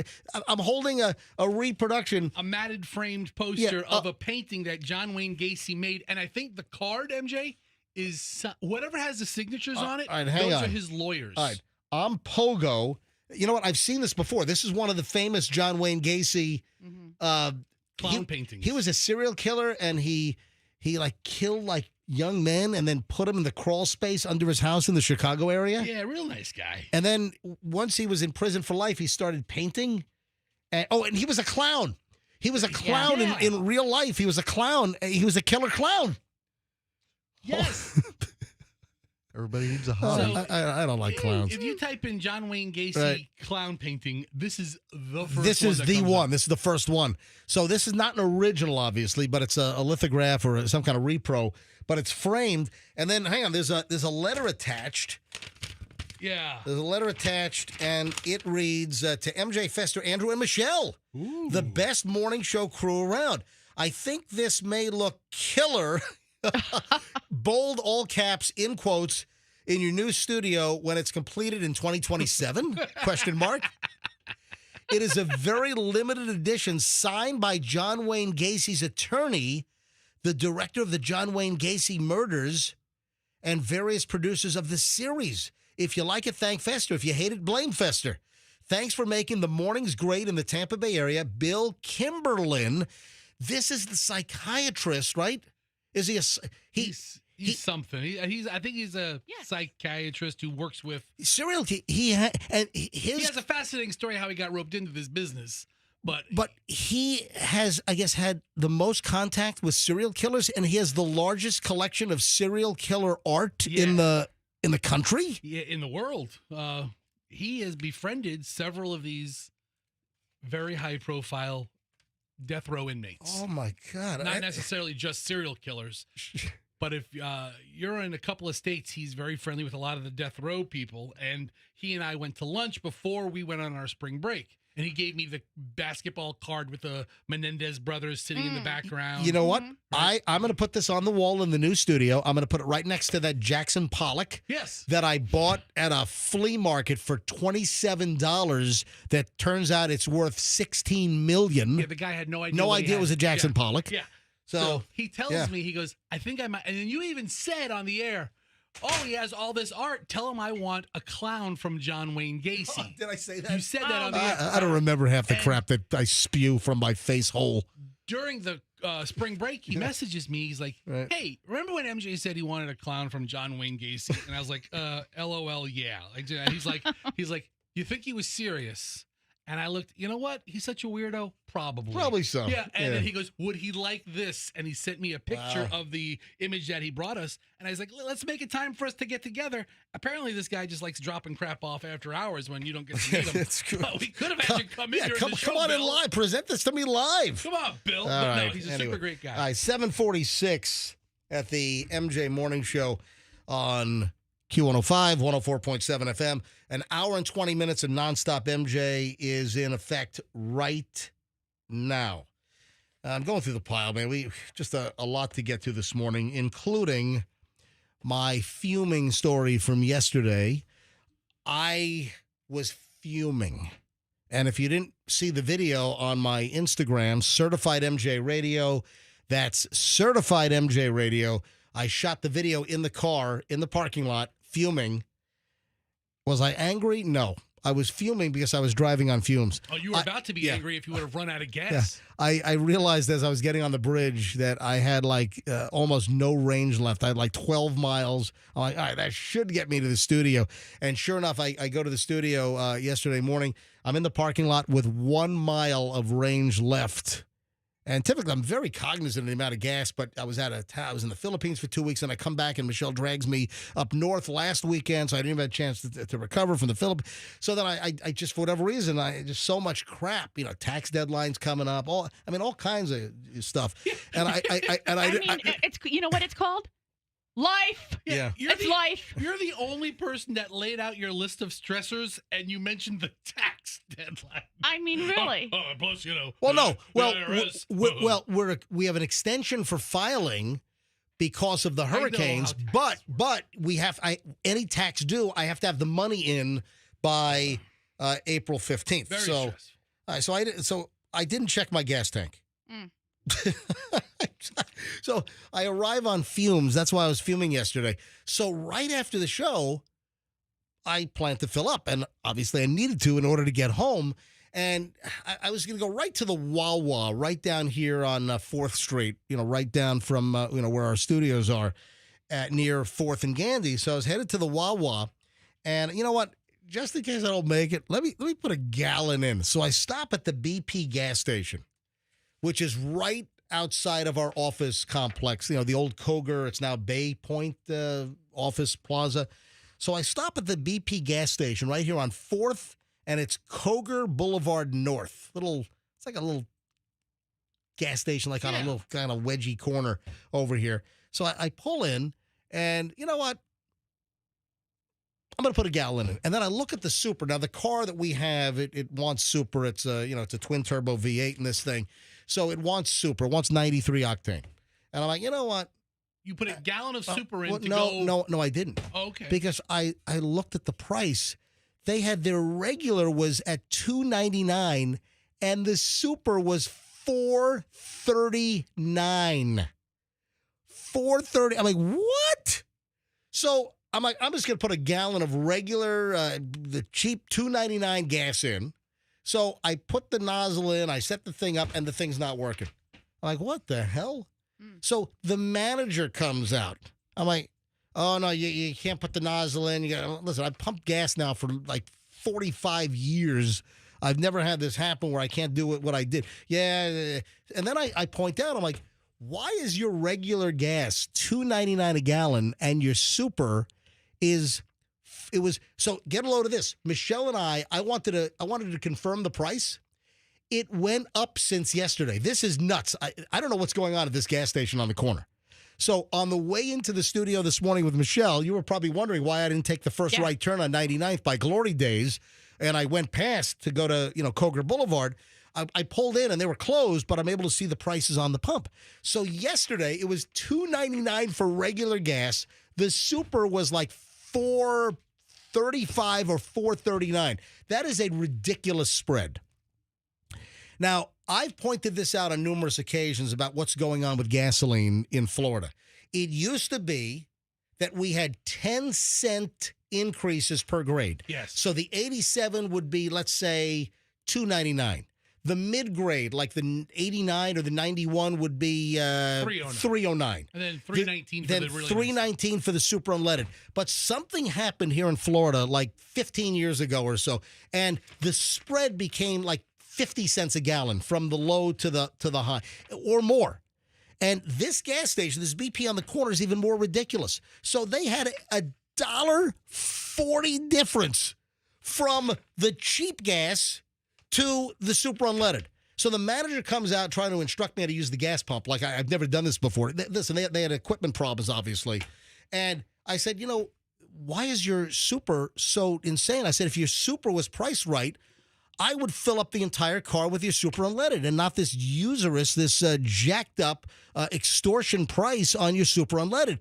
And she says to me, well, we don't set the prices. I'm like, no. I'm like, she doesn't set the price. No. Yes, you do. The manager of a BP station doesn't set the price. She's the manager. Well, the owner sets the price. I'm telling you right. So she's trying to tell me, oh, no, this is dictated by the gas company. No, it's not. You don't have your super unleaded $1.40 higher per gallon than the cheap grade because BP told you to do that. No, that is an ownership. That is the gas station's decision. So I don't know what the wholesale spread is, but I'm guessing maybe the wholesale spread is maybe, 20 cents a gallon in between grades is what I'm guessing. And they had it $1.40 higher yesterday. So don't give me this business that, oh, we don't set the prices. No, you decided not to have a 30, 40, or 50% increase. You decided to have nearly $1.50 increase on the span between the cheap grade and the super grade. All right, so don't give me this. What do you think I'm born yesterday? What do you think I'm a moron? Does it say clod face? Does it say ass face printed on my forehead? Oh, my God. Anyway, so she walks away mumbling at me. You got into a fight with a person who is just a podunk little gas station manager? Yeah. Well, she came out to instruct me how to use their defective gas pump. Are you? All right. And you're... So... Are you proud of yourself? I'm very proud of myself. Yes. I'm not sure. Yeah, because I would have filled up there, but it was ridiculous. So listen to this. This poor lady works at a BP for $12 an hour. You took a piece of her ass and you feel good about this? No, I asked nicely. Hold on. I asked nicely, why is your super priced so ridiculously high? That's when she lies to me. Oh, we don't set the prices. Oh no, yes, you do. You do. Whatever yes, you do. Whatever you're paying wholesale from the rack, from the gas jobbers or whatever the deal is, you come up with a decent profit margin above your wholesale cost, not $1.50. So, what? Is it a locally owned gas station or is it a corporate owned gas station? This looks like a local. Looks like or is. This looks like a local janky operation. This is all right, MJ. Listen. All right, so terrible. And listen, because if BP owns it, they might be setting the prices. BP does not own that gas station. I'll tell you right now. You're a terrible customer. Oh, really? Yes. So she lied to me. She says we don't set the prices. She doesn't set the price. Well, she shouldn't have said that.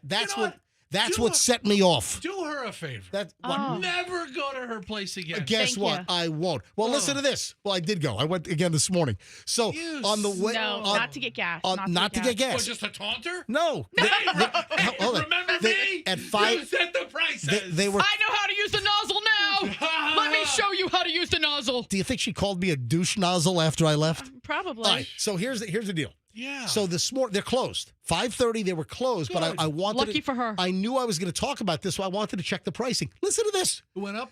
Yes. The cheap grade was two. Listen to this. The cheap grade was $2.99 yesterday. This morning it's $3.29. It's up 30 cents a gallon since yesterday. But Andrew's telling me that gas went up everywhere overnight. Is that true? Andrew, hold on. Andrew, what do you know? Turn your mic on. I drive up Dale Mabry from Fletcher to the highway. Hold on. You're telling me that you saw gas up like 30 cents a gallon overnight? Yes, $3.29 was pretty much everywhere. Wow. Then listen to this. Yesterday, their super was like $4.39 or $4.35. Now their super is at $4.49 a gallon. Oh, my God. Holy. Anyway. I'm not oh-my-godding at the gas price. I'm oh-my-godding at you. Oh, shut up. I'm embarrassed for you. What are you talking about? I'm an honest guy that speaks my mind. That's what people like about me, or maybe dislike about me. Yeah, everybody right now is like, I like that guy that yells at poor ladies at work at a gas station. Yeah. I didn't yell at her. It sounds like you did. All right. Anyway, so that's the poor lady. From creepy clowns to creepy radio guy. You know, we've got it all here. I mean, it's not like it was like these newer gas stations that have, 20 pumps and they have this huge convenience store and they have a whole staff.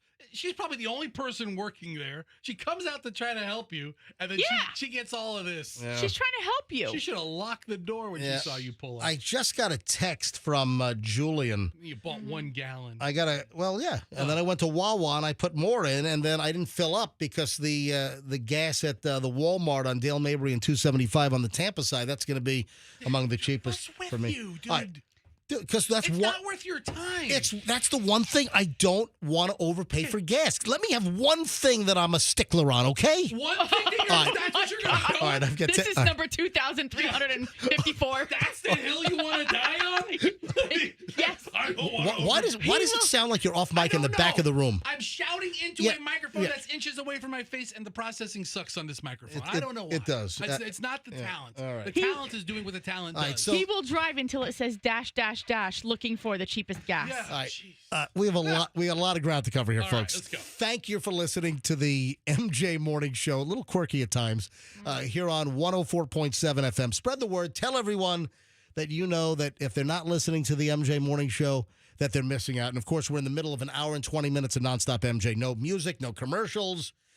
Just nonstop content every morning about 7:25. We go for an hour and 20 minutes plus. All right. So Julian just sends me a text at 7:39. So what is that? 20 minutes ago.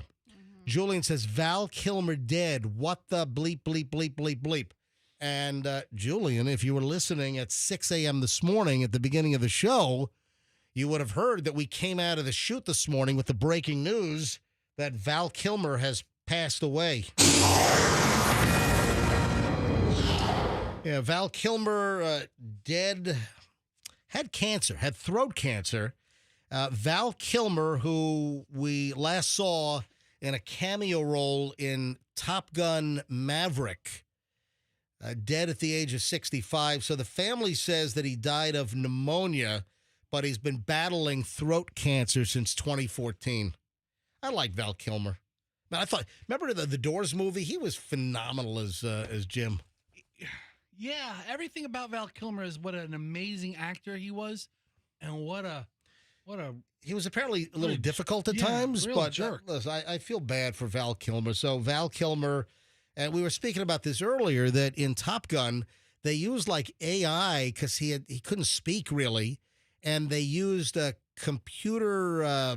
Some Sonomatic or something. Sonomatic AI. So they fed all kinds of old Val Kilmer voice and lines in, and they had the computer kind of come up with an AI sound. And you know what? I thought they did a pretty good job. And also, I think they did a lot of, maybe they did some CGI as well on his scenes, but they were able to work Val Kilmer in obviously a fairly bad condition with his throat cancer into the Top Gun Maverick that came out a couple of years ago.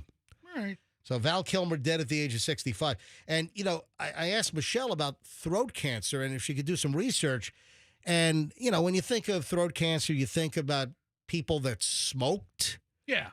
It seems that throat cancer, probably smoking is the number one cause. But there's something that's been happening, and this is very, very sensitive. I don't want to get too graphic and descriptive here, but I was wondering, because there are people that never smoked that have come down with throat cancer. And listen, I don't know if Michael Douglas, what does that alarm indicate, Michelle? Nothing. Well, your alarm just went off. She had an 8 o'clock alarm, probably from yesterday to get up. Yeah. All right. So, when you think of most people with throat cancer, you think probably smoking, but there has been an influx over the last, 10, 15, 20 years of people that have gotten throat cancer because of HPV, human papilloma virus. And I don't know whether Michael Douglas was a smoker or not, but apparently he did admit to performing a certain type of activity on women, and apparently some of the women or whoever had HPV, which it's pretty common out there, and that gave him the throat cancer. And I've known others that has happened to. Well, he acknowledged that back in 2013. Who did?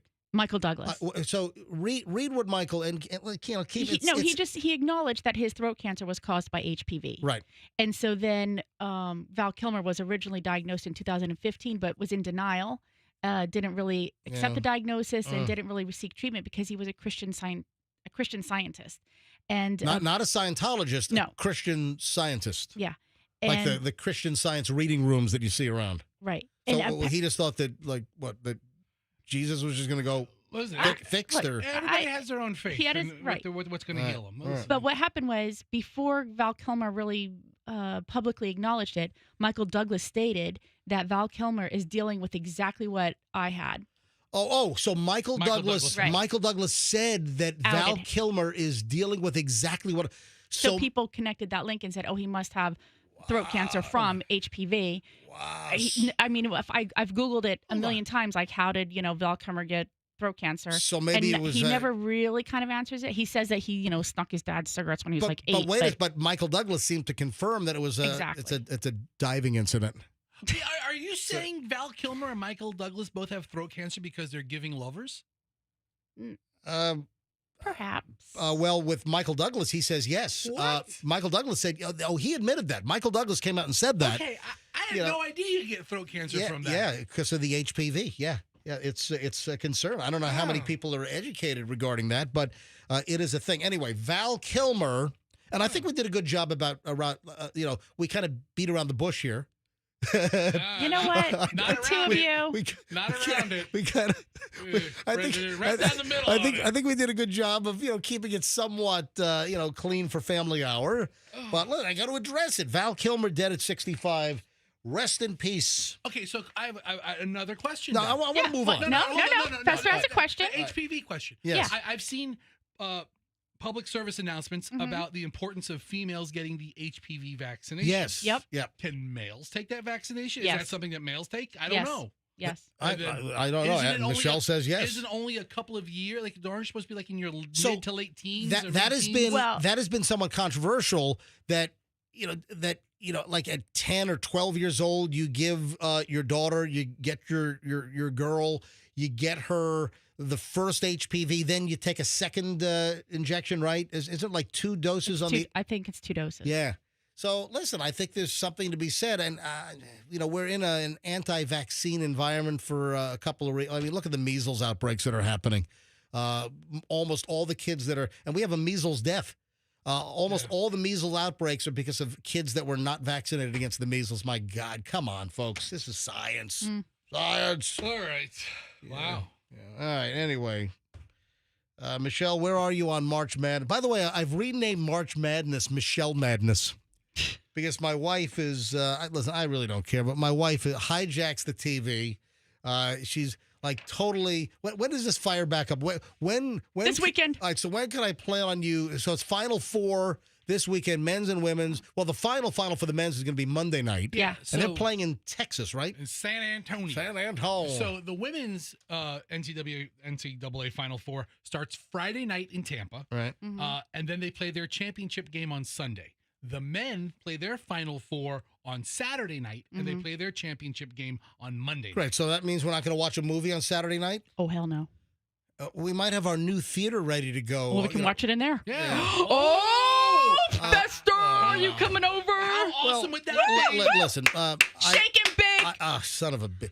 All right, so downtown. So hang on, hang on a minute. Here's the deal. Going coast to coast. I decided a long time ago when we built our house that I love movies and I wanted to have a dedicated home theater at my house.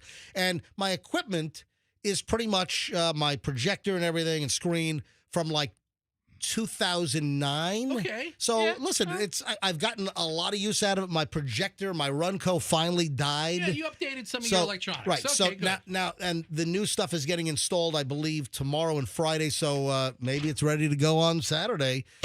So great. So the first thing we're gonna watch is the first thing we're gonna watch. That's golf. Birdie. That's golf. Do a promenade. There he goes. Looks like he's gonna bogey. Michelle Madness. The madness is the sports sayings that are completely wrong. I know. Isn't it fun? It's like you've got sports Tourette over there. All right, so so you get Tourette syndrome for sports. You just blurting stuff out. Yeah. Honestly, MJ, we haven't talked about the men's Final Four for a couple of days here on the show. Well, I don't need to belabor it. I'm moving on. I'm already What's done. happening? No, I want to hear what Fester has to say. Because Michelle's a super big fan. She's really into this. I'm more than me. How does your bracket look? Who are you? I have no idea. She doesn't do the bracket.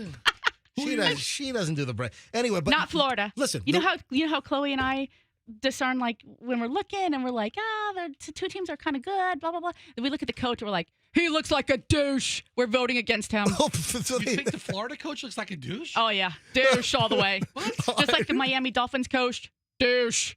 Miami Dolphins? Yeah. You mean football? Yeah. Okay, all right. That dude's a douche. The reason why she has some hot sports takes. Maybe we should do a sports show. It's too bad you're not practicing law really anymore. I mean, you could be in the courtroom going, douche! Judge, you're a douche. Don't say that. Oh my God, MJ, the all new fabulous sports babe over here. My wife's going to be held in contempt for calling the judge a douche. That lawyer's a douche, doesn't know what he's talking about. Michelle, stop. You can actually say that in court. All right. So the reason why I'm bringing this up also is that couples were filling out March Madness prenups because nearly 30% say arguments are caused by watching sports like March Madness. A prenup. I need a prenup to manage your screen time because you're hijacking all the good TVs in the house. It's hijacking the show. Anyway, so you know what? We didn't do it this year. Next year, I'm going to come up with a March Madness, Michelle Madness prenup. This isn't a real thing. You don't think so? Nobody's doing a March Madness prenup. You don't think so? No. Made up. All right. If anybody has fake news, listen. If anybody out there, any big company has extra tickets to Friday night's Final Four in Tampa, let me know because I want to go, but I don't want to pay the money to go. So is it expensive? I think I saw tickets on Ticketmaster. Hold on, you're trying to bum free tickets off of listeners right now? I mean, here's the thing. How about a company that has a suite? It doesn't have to be a suite. Okay. I don't even need seats. I just need to get into the arena. I'll walk around the whole So time. Fester's now begging listeners to get him into the Final Four. So the women's is when? It's Friday night. Friday and Sunday, right? Friday and Sunday. And I don't need to go to Sunday because it's only one game. I'd rather go on Friday where it's two games. Friday, 2 games, and then it's determined who the championship game for the women's NCAA here in Tampa this weekend. All right, so if you can get, why am I giving into this? Why? There's no begging, but listen, if there's a company we have 2 extra tickets where we can do it, I'll go. So give out your freaking private cell phone number. Everybody knows it. 813-310-8444. 813-310-8444. If somebody wants to get freeloader Fester into the NCAA Final Four in downtown Tampa, text them, call them. Freeloading. Yeah. You know what yesterday was? What? It was the first Tuesday of the month. Yeah. You know what happens at the Glazer Children's Museum the first Tuesday of every month? The kids get in free? The kids get in free. And it was April Fool's Day. So no. Every first Tuesday, kids. Is that true? Yeah. Which one? So April did you Fool's? bring your kids there? We go. I take Hudson out of school every other month to go to Glazer Children's Museum for free on Free Kids Dude, Day. you're the worst. That's the best. He has the best time, right? Yeah. So get this, next to that big park. Curtis Hickson? Yeah, okay. So Curtis Hickson Park. That big park. Yeah, well, I don't know. It's like near the Riverwalk, and that's where they have that. So anyway, it's all sectioned off because they're going to have a big event there for all the people coming in town for the women's Final Four. Right? Oh. And I'm inside the Glazer Children's Museum, and Chief Lee Burkhall walks up to the sectioned off area. Right. Did he see you? Well, I'm inside the Children's Museum, right? Oh, okay. And I'm like, hey, Chief! Hey, I'm hitting the glass. And he's out there with, a couple of his... He can't hear you. He can't hear me. So you're almost breaking the glass from inside the Glazer Children's Museum? It's a pretty thick glass. Security, we got a maniac fat guy. He's banging on the glass. We have a fat parent. But anyway, so the chief is down there inspecting everything. It's going to be a big... this is a big event. It is a big event. Hey, listen, Tico's the Tampa Tico streetcar is getting extended for a couple hours. All right, so huge event. That's the biggest thing he's pointing out. I got to talk deodorant. Oh. Yeah. Julian's, is this story real, Michelle? About it's real. Julian's deodorant. I wonder if can we get him on the phone? Hey, Julian, if you're listening, call in. I mean, he's texting you about Val Kilmer. He's probably listening. Yeah. Julian, if you're listening, call in regarding your deodorant right now. All right, so Michelle, what is this crazy story about Julian, our college kid's deodorant? It's not a crazy story. It's for real, okay? He's been using this deodorant since he was 16, 15, whatever. Right, Degree. And it's Degree. Cool Rush. It's a special scent. So it's Degree brand deodorant. Yes. And kind of like that bluish, like teal bluish, greenish plastic container. And so he likes Degree brand, and the scent is Cool Rush. Yeah, I think that's the scent. Cool Rush. What happened with his Cool Rush deodorant? Unilever. Unilever. Yep. Douches. They changed. Stop using the D word. They changed the formula, right? So it's not quite the Cool Rush that it once was. It smells different. Yes. It's now Warm Rush. I don't know what it is, but it's a thing. Reddit is all over it. They started a petition. So they changed the form. What? They changed the scent? Well, the scent Julian said the scent became stronger. Too potent for him. Too fragrant? Julian's listening. Yes. He just called in. All right. Good morning, Julian, our son. Good morning. All right. So tell the story. What happened with Degree? Is it Cool Rush? Yeah. So the deodorant, it was the usual scent. It was maybe 5 months ago. Yeah. And then every once in a while, I would get lucky and get one pack that was not tainted. So you got some old stock, but then the newer formula change with a new smell, a new scent started to become the one that you would buy, right? Yes. All right, so what did they do? How did they change the scent of your favorite Degree deodorant? I mean, to that, I don't know what they officially did, but it's what was the change? What was the difference in smell? Oh, it was just so strong that it made me nauseous. Oh wow. Yeah, you don't want that's not a good thing if your deodorant makes you nauseous. Listen, most scents make me nauseous, so that's why I buy Sure unscented is what I use. I don't wear cologne. I hate that crap. All right. So what's the story? So they changed it, and just like you, a lot of people were pissed off and complained? Yeah, I guess so, because it's more of it's just a way stronger scent that's just not enjoyable. All right, so what's going on? So Unilever, the maker of Degree deodorant, they've come out and said that they've heard the complaints and they're going back to the original smell? Apparently within the next, the coming months that they're going to change it, hopefully. And then apparently Mom said that you can send in your old ones and get your money back. They'll replace them. If you hate the new smell of Degree Cool Rush, you can send it in and have it replaced with the re-release of the old formula. All right, so there's all kinds of message boards, Reddit posts on this. I just found a deodorant blog. Get out of here. From November 2nd of 2024. Yes. And it says, what in the hell? I've been using Degree Cool Rush for decades. Super mild scent that lasts for a full workday. I got a 5-pack from Sam's Club recently, opened it up, and the smell was absurd. Smells like you did a full day of manual labor, went 3 days without a shower, then tried to cover it up with gas station cologne. On top of that, you can smell it from across the room. Also binds itself to clothing and won't come out with a single wash. So instead of hoarding ammo and food, I'm going to hit every store in an attempt to stockpile the old formula. Yeah, I mean, that's what Julian's... That's what I was doing. Right, listen to this. From November. They're catching hell all over the internet, and I hope it bankrupts Unilever. Fat chance, but that's what I want. So apparently Unilever has heard all of these complaints about the Julian deodorant fave scent, and now they're going to go back to the original formula and not whatever this ridiculous... 1,000 times the smell? That's basically, to me, that's what it was.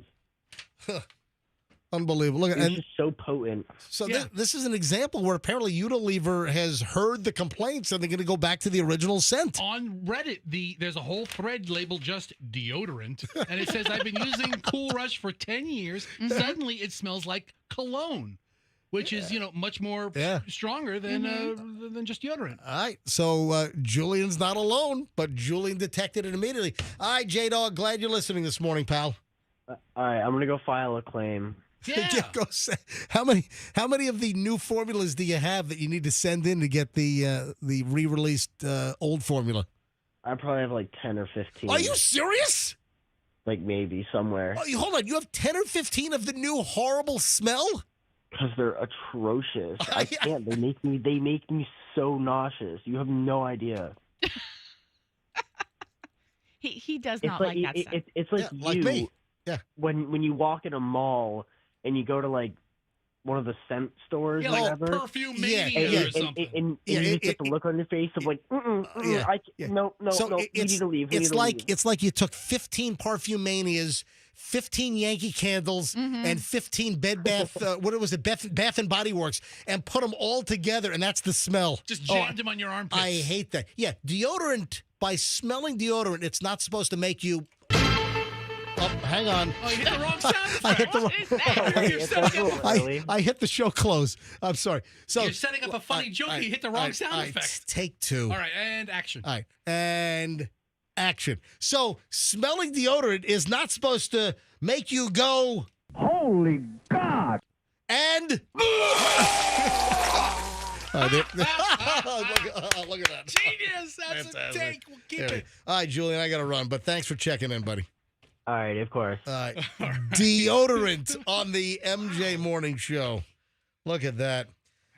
You saw the April Fool's joke yesterday that the whole collapsed Tropicana Field redevelopment project, the whole Rays new stadium deal, and that whole gas problem project down there. Okay. I'm going to call it the gas problem project. So you saw the April Fool's joke that came out, right? That with the Rays pulling out of the deal and the whole future of the Rays up in limbo right now, the April Fool's joke that came out was that an 86-acre water park is going to be put into downtown St. Pete. Yeah, and there's like a whole artist rendering of this huge, massive water park with slides and moats and lagoons. You know what? I mean, they're making a joke about this, but that's maybe the best thing to put in downtown St. Pete. So there's a website called St. Pete Rising. And the minute I saw this, I knew it was like April Fools. 86-acre water park proposed for Tropicana Field site after Rays stadium deal collapses. Just when you thought the Tropicana Field saga couldn't take another wild turn, an unexpected proposal has surfaced. One that's making a splash in the local development world. Look at this rendering. Yeah. It's amazing. Following the collapse of the Tampa Bay Rays and Hines redevelopment deal on March 31st, 2025, a new developer has stepped forward with a bold vision, converting the entire 86-acre site into Florida's largest water park, dubbed St. Pete Splash City. The proposed aquatic attraction would feature an array of record-breaking water slides, including the world's tallest water slide, a lazy river that circles the entire property, and an underground tunnel slide that plunges beneath Interstate I-75. So April Fools. But look at the artist render. I mean, stpeterising.com, whoever they are. Okay, this is funny. A joke, but it's actually a brilliant idea. You know what? Yeah, then there were other April Fool's jokes. I don't know. Somebody who came out with some of this year's most notable corporate April Fool's jokes. A less crunchy Nestle Crunch Bar. Oh, you're cracking me up. Dr. Pepper flavored Tic Tacs. How's that a joke? That sounds delicious. A grass-covered Yahoo keyboard, ranch dressing flavored Oli Pop. You know that gut healthy soda, whatever it is. Is that the one? Mm-hmm. Or is that another one? I don't know. Anyway, so April Fools, and of course, we don't do April Fools here on the MJ Morning Show. Never have, never will. Let me ask you a question. There is a dating app called Tribal, and they promise that they will match you without you even seeing your partner's face. Come on. What? What? Exactly. What? Say what? Is it an American app? A new dating app called Tribal has entered the chat. and it blurs the user's profile photos for 72 hours.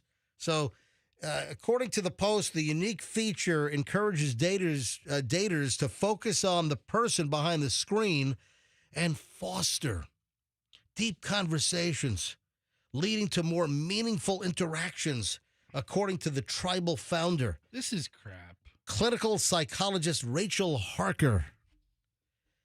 Yeah. So you eventually get to see the image, but she wants you to connect on a different level, like an intellectual level or commonalities. It comes in response to the dramatic rise of loneliness and the mental health implications that come with that. Everyone owns a smartphone, yet people are more disconnected than ever before. Yeah, because people, I've complained about this for years. Look at the generations that don't have phone conversations. All they want to do is text. That's a problem. I mean, interpersonal communications are failing. They're flopping. This sounds like a ripoff of Netflix hit Love is Blind, which I am in the middle of season 8 of, and it is fantastic. Yeah, I guess she's... Really? Oh, yeah. Of what? Love is Blind. Have you never watched No, Love is We Blind? did. We watched like the first couple. You gotta get into it. You gotta give it a chance. I don't remember. Listen, I don't get sucked into this reality garbage that you watch. It's so good. It's a Minnesota. You're an easy mark. It's Minneapolis, Minnesota people this year. Anyway, tribal. Hold on. Minneapolis. I think like the first season they pulled people from around the country, and it doesn't really work out if you live in Nebraska and she lives in Philadelphia. Good point. But I think now it's like a city centric, and I heard a rumor that LIB, Love is Blind, right? Is eyeballing Tampa for a potential season. Yeah, guess what? You ought to sign up for that. Yeah, he's married. Yeah, you know what? Yeah, so he's already found his other. That didn't stop a lot of people. There's no 50-year-old obese people on this show. But you and I realize with an excessive amount of back hair. So, do you like people with back hair? Let me run my fingers through your shag carpet back. Yes. Listen. I like black carpet. All right, so once you go back. So apparently the founder of this tribal is from Australia, and there are, I guess, U.S. versions coming. Anyway, just the concept of you connect on a different level and you don't even see a picture for at least 72 hours. I don't know. Genuine connections, it puts an end to endless swiping. Mm-hmm. Whatever. I have no idea. Oh, you want to hear something bad? Oh, I saw this and I was angry. Salvation Army, Goodwill, they have their stores. They have their thrift stores. Yeah. Listen to what this woman, and she's bragging about it. Listen to this smug bitch. Oh, God. You're taking this really personal. I am. I have no connection to Goodwill or Salvation Army or their thrift stores, but this ticked me off. Listen to what this woman did. Let me just play the audio first, right? And then I'll fill in the details. But see if you can figure out just from the audio bite. So she's holding a pair of jeans that she just came out of the Goodwill store with. And she's sitting in her car rolling video and then posts this to social media. Listen. I'm at Goodwill, and as you know, they get for free. But somehow, these jeans that were $14.99 lost their tag. And somebody told the cashier that they came from the $1.99 rack. Well, you see what she did? She found jeans at the Goodwill store on the $14.99 rack. Mm-hmm. She ripped the tag off, gets to the register, and, well, where'd this come from? Which rack? How much were these? Oh, I got these on the $1.99 rack. So the Goodwill cashier rang it up for $1.99 instead of the $14.99. That's terrible. That's what I'm saying. It's terrible. Terrible. Terrible. Terrible, I said. Yeah, Carrie. What a... And now she's bragging about it? I just played the video. Like, this is what I do? Yeah, she's like, oh, guess what I did? I got the jeans on the $14.99 rack, but it lost the tag. Yeah, she ripped the freaking tag off, and then she told him it was from the $1.99 rack. This is like a Fester racket. This is something Fester would do. No. It's probably something I would do. Fraudster instead of Fester. So, Uncle Fraudster. Have you ever... When was the last time you bought anything from a Salvation Army or a Goodwill? Michelle, can you help me with this? Yeah, you never. Have you ever? But Julian and I just bought that lid for $1.99. I've dropped a lot of crap off. Sure. Okay. The Salvation store. You pull into the back parking lot near MacDill and Beta Bay. Yeah. Mm-hmm. Yeah. So I pulled into that back. I've dropped stuff off dozens of times. I enjoy, and not that I'm going to buy anything because you never know what you're going to find. Right. But I enjoy a thrift store. A thrift store is like a fun day. Dude, we talked about this last week. We're talking about was it last week or earlier this week that Julian loves to go thrifting? Absolutely. Yes. My son Julian loves to go to thrift shops. And were you at a Goodwill up in Brooksville? It was not a Goodwill, but we went to a couple of different thrift shops. Where were you? You were in Brooksville or But there's there's some genuine thrift shops that have really competitive prices for what they're offering. Right. Michelle found a real bona fide, like a 12-inch stainless steel lid for an all-clad pan. And we have all I'm a total believer in all. Chef Ramsay and his hex-clad, shove that stuff sideways.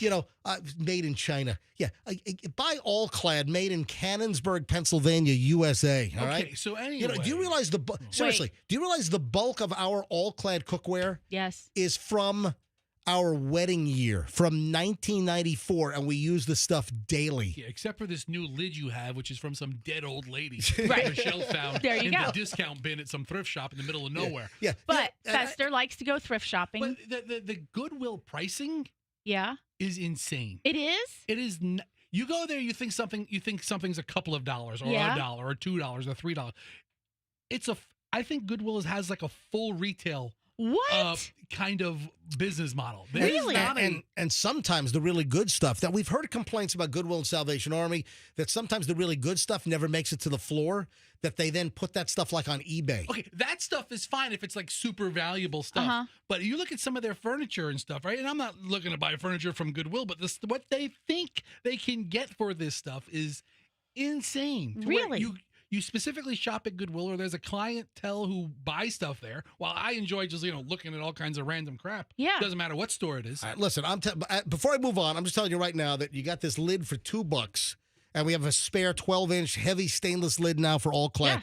Yeah. And I'm telling you right now that the extra money you spend on all clad is absolutely worth it. All right, but. As with any nonstick, we only have like one or two nonsticks. I'm not a fan of nonstick. I always try to go non-nonstick. I gotta be honest. I don't even know why you need a nonstick. Yeah, just throw some butter or oil in a regular steel. What do you think, Fester? You know what? You cook. Let me tell you what I do cook.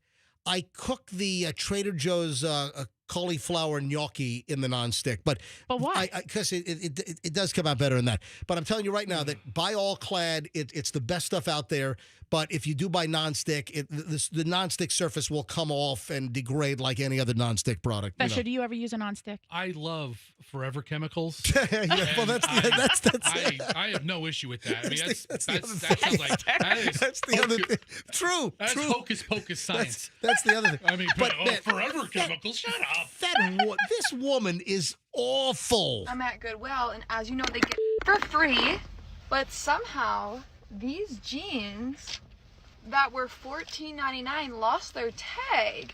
Ooh. And somebody told the cashier that they came from the $1.99 rack.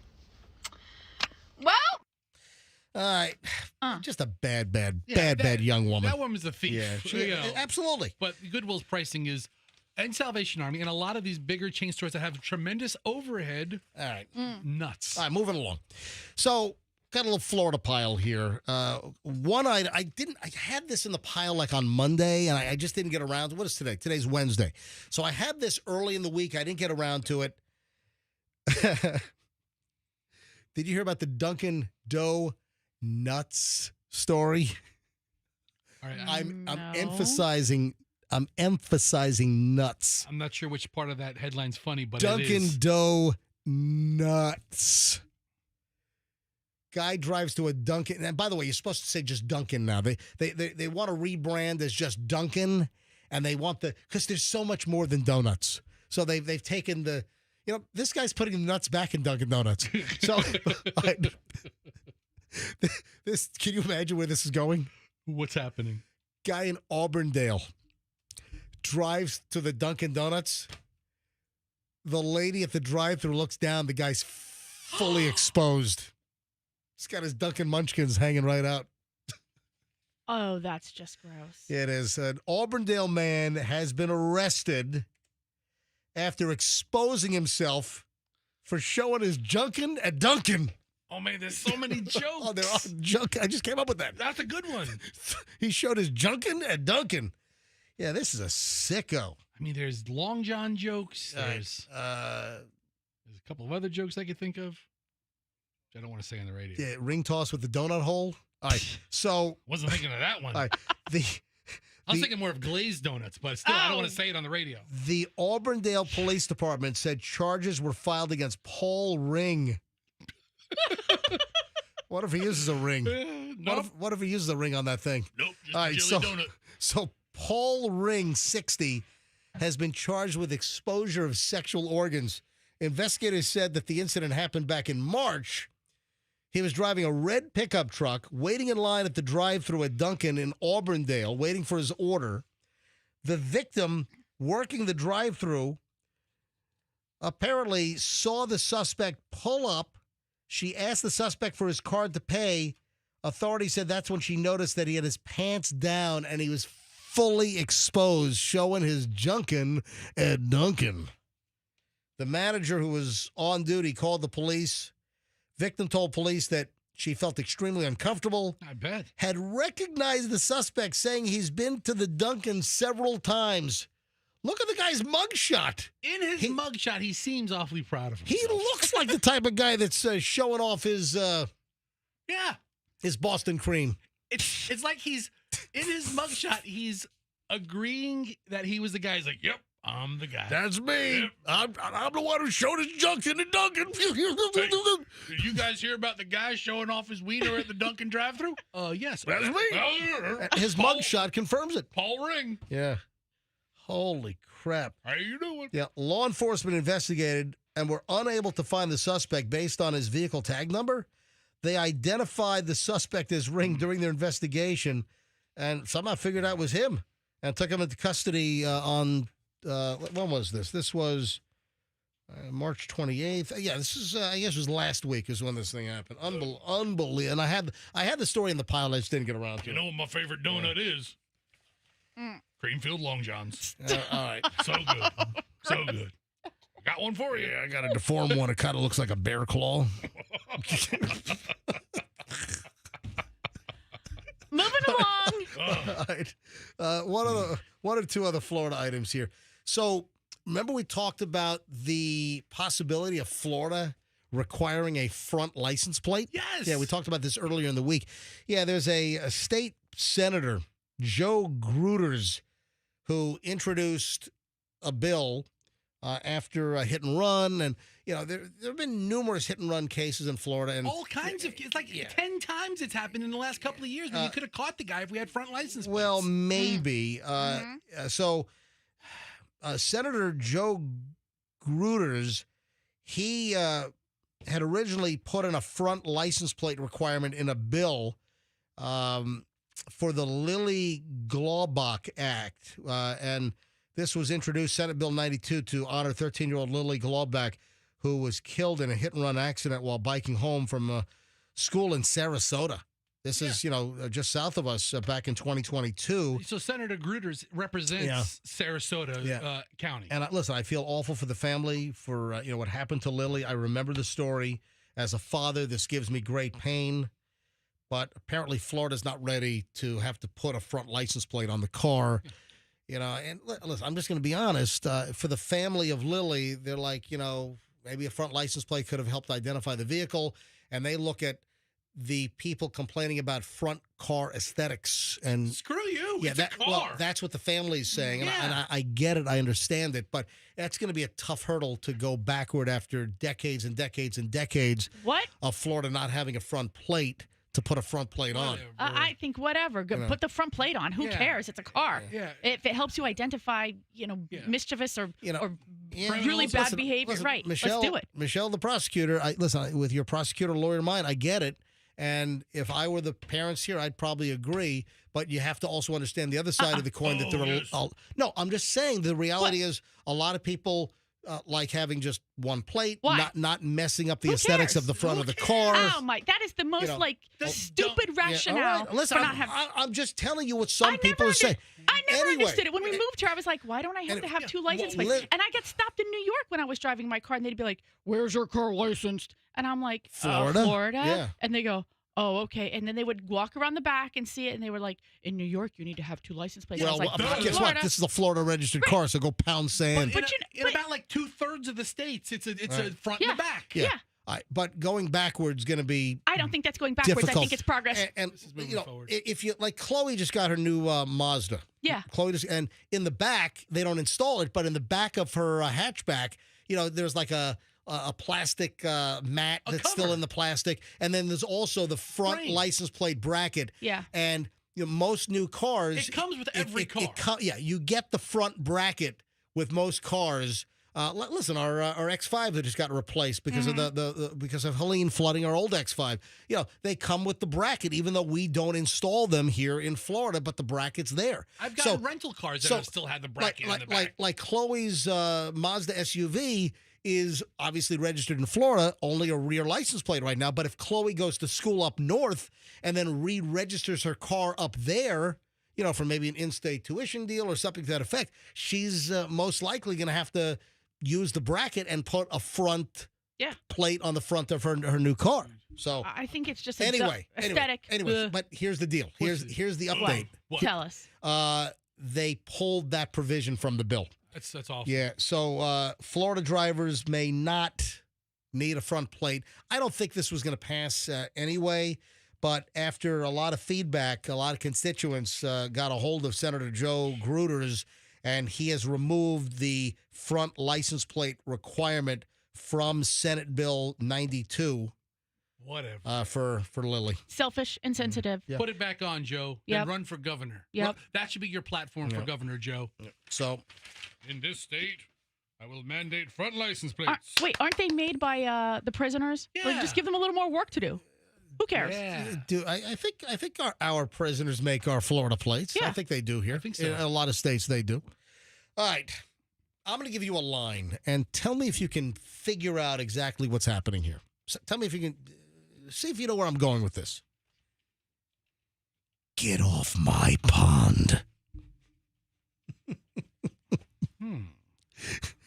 Get off my pond. Come on. So what am I spoofing? You're spoofing Clint Eastwood, right? In El Camino. Okay, what was it? No. What was it? Gran Torino. I'm sorry. Are we going to name every 1970s car?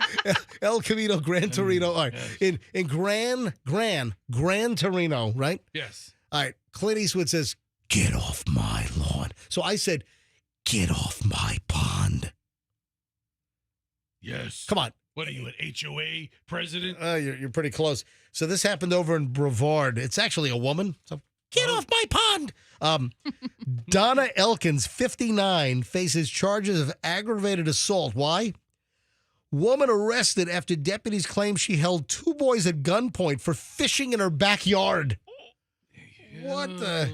Donna. In an affidavit, deputies said they responded to a home along Royston Lane in Melbourne after the woman identified as Donna Elkins, 59, called 911 to report the boys' backyard fishing. Yeah. Elkins notified dispatch that she had petrified them and that she had stopped them and they were laying on the ground. On the freeze, on the ground! You're fishing on my pond! Yeah, she needs to go get arrested. Upon arrival, deputies discovered that Elkins had walked into her backyard with a pellet gun to scare the boys, 15 years old and 13 years old. However, the boys told deputies that they were just trying to fish in the pond behind Elkins' home, which is when Elkins came out, pointed the weapon at them, stating that she would blow their effing heads off. What the hell? She needs to get arrested. The victims stated they feared for their life and believed that violence was about to take place. Then, by threat, ordered the victims to the ground and stated they could not leave. Oh, man, all kinds of charges here. According to investigators, the boys were allegedly pressured to the ground for around 5 minutes until Elkins' husband came out and said, honey, what the hell are you doing? So, boys, get up. Go home, boys. The husband came out and disarmed her. He sounds like a model citizen. Witnesses near the scene corroborated the story. Video shared with News 6 Orlando by the father of one of the boys shows Elkins yelling at the boys, do you get people in your backyard? Sometimes, ma'am, the boy responds, because if someone goes in your yard, you could blow their effing heads off. That's what she said. That's what she says. Yeah, that's not quite the law. No, it's not. If they break into your house, that's called the castle doctrine. And, read up on the castle doctrine. But if someone breaks into your home or business, into your conveyance, castle doctrine allows you to pretty much blow their heads off. But if they're in your driveway, no. Front lawn, no. Turning around, walking away. Pond, no. No, you can't do that. They got to be in your house or business. Doesn't castle doctrine also cover you if somebody enters your vehicle or reaches in your window? That can be another claim. Because that's a burglary technically. When you reach into someone's car, it's technically a burglary of that conveyance. Let me tell you about one wrong Cadillac to reach into. Yeah, mine. Anyway. She says, I'll blow your effing heads off. I have the right to protect my property and my house. No. Deputies added that the boys had been on a peninsula located near the pond, meaning that they had been on land owned by the development district. She doesn't even own the land. Yeah, around 30 feet away from her actual property line. Oh, she's in trouble. Yeah, she was arrested. Now faces 2 counts of aggravated assault and false imprisonment, holding them down on the ground for 5 minutes. I knew that there was going to be false imprisonment. She was released on $25,000 bond. And when you look at her mugshot, she looks exactly how you'd think. If I said picture the most curmudgeon-y old lady holding kids at gunpoint for fishing near her property. And she's not that old. She's not like, geriatric. No, she's 59, but she's got some mileage on that ticker. Fox over there has some video of her. I don't know if it includes audio. Yeah, they said there was video of her yelling at the boys. Yeah, the boys had video apparently. They rolled video on her. Right. Get off mine. Look at her. Yeah. With standing there with the gun. Play the audio. Let's play a little bit of it. That's a WeatherTight mic commercial first. Quality that can withstand the tropical climate. Yeah. We only install PGT custom windows and doors, so we are the go-to experts. Price is what WeatherTight window. We got to wait for the ad to play. And of course, WeatherTight Mike is a client here on the show. If someone goes in your backyard, you can blow their heads off. I have a right to protect my property and my house. That's roll that back. That's her. This is the maniac woman. Here, go back. In your backyard, you can blow their heads off. I have a right to protect my property and my house. A Fox 35 exclusive now. This woman accused of holding 2 teenagers at gunpoint. Oh my God! She called 911. I want to hear it again. Hang on a minute. Fester, stop. I got it. Right to protect my property and my house. A Fox 35 exclusive now. This woman accused of in your backyard, you can blow their heads off. I have a right to protect my property and my house. Oh my, she's a treat. Anyway, so that's the story. She sounds delightful. Thanks for finding the audio. All right. Roughly half. What time is it? 8:44. Oh, we still got plenty of time. We're going overtime with over an hour and 20 minutes of nonstop MJ. Roughly half of Gen Z workers say they do not want to return to the office. Why?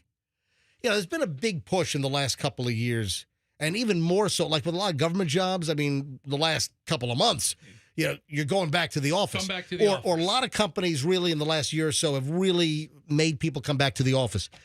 Roughly half of Generation Z say they don't want to go back to the office. Why? Because it means they can't binge watch their favorite TV shows during work anymore.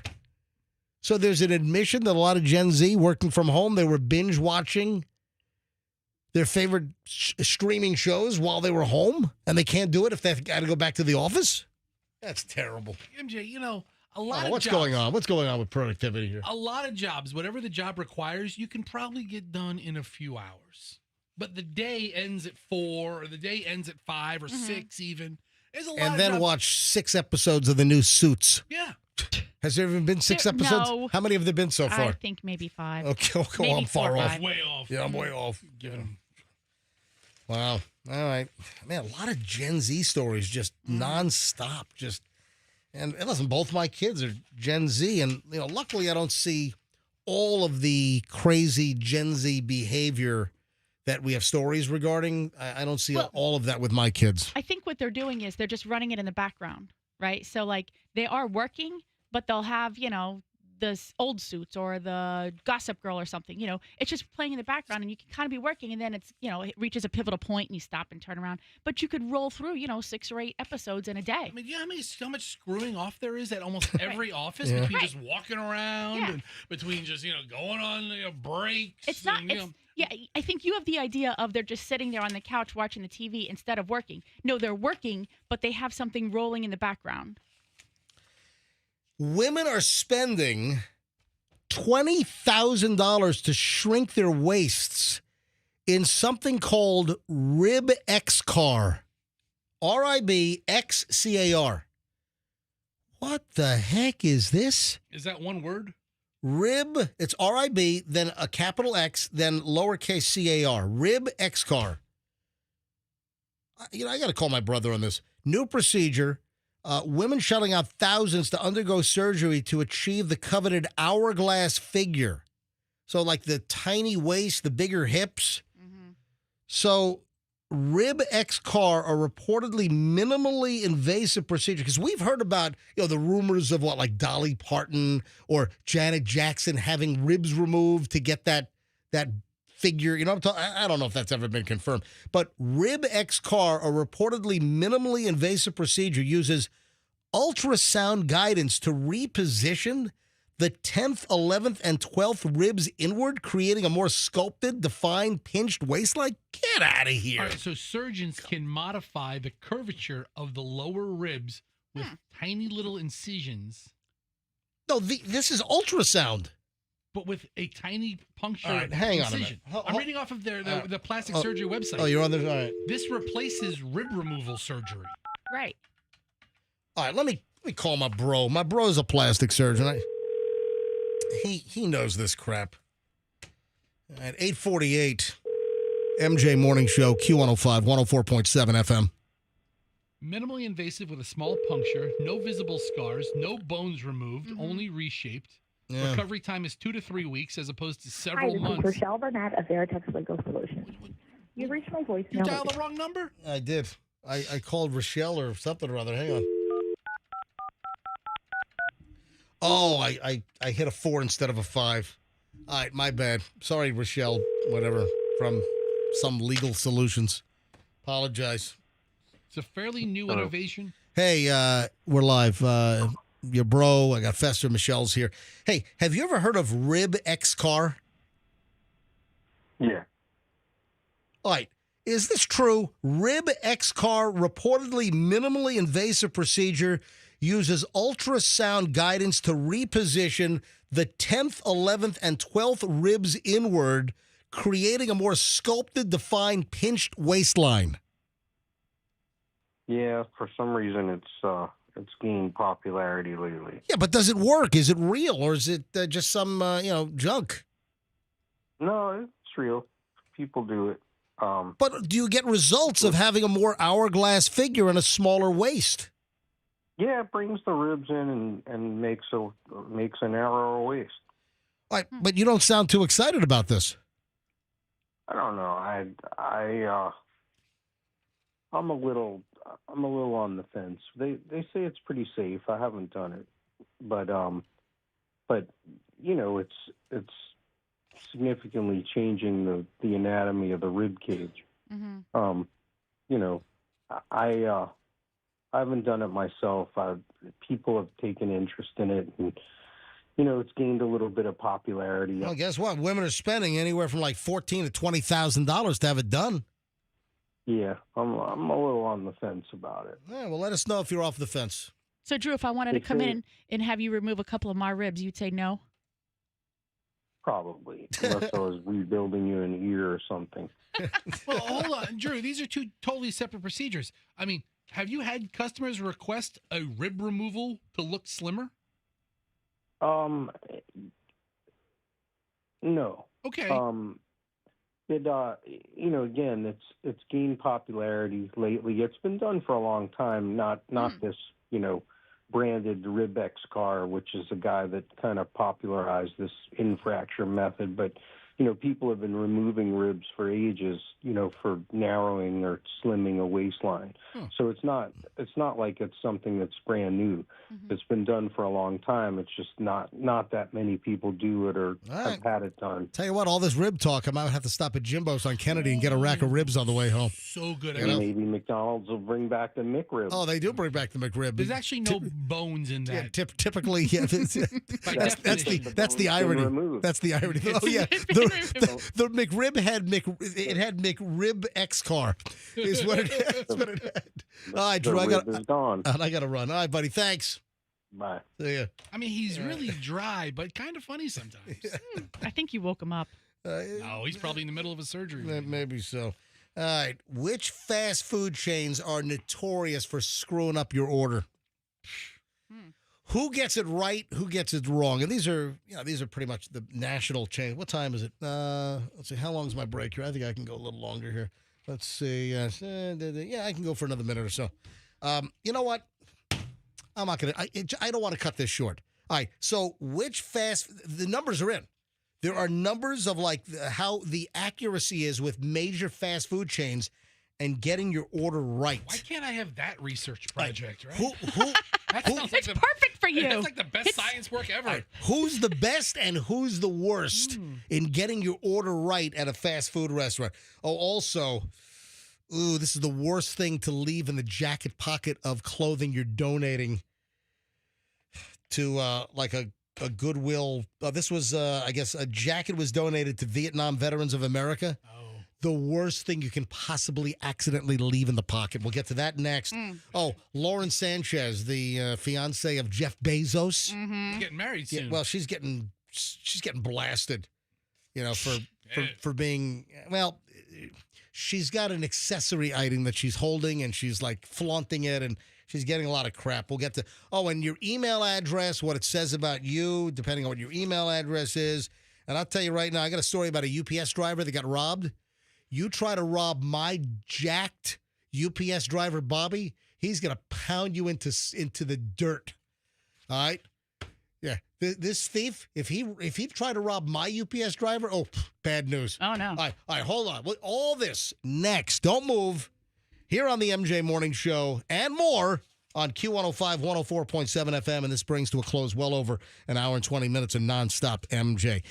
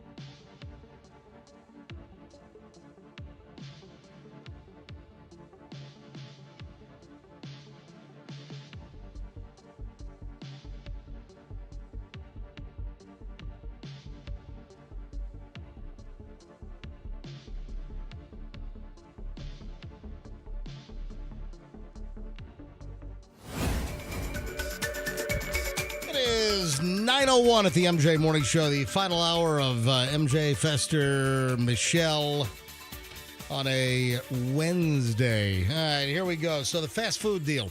I could have squeezed this in probably, but I didn't want to give it short shrift. All right, so which fast food chains are the worst at screwing up your order? There are numbers. I mean, they have the actual calculations on who's good, who's bad.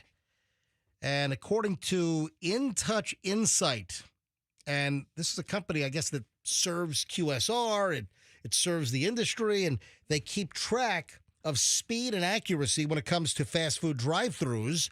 And they've done this for a quarter century. A quarter century? Yeah, 25 just going years. To fast food places? So who do you think currently the most accurate in the marketplace in fast food is? I bet you it's one of like the not super crazy top tier fast food places. Well, you would be a fool because you're wrong. See, I think like the bigger the organization, the harder they're going to be on them. Chick-fil-A. Oh. Chick-fil-A has the highest accuracy in the marketplace.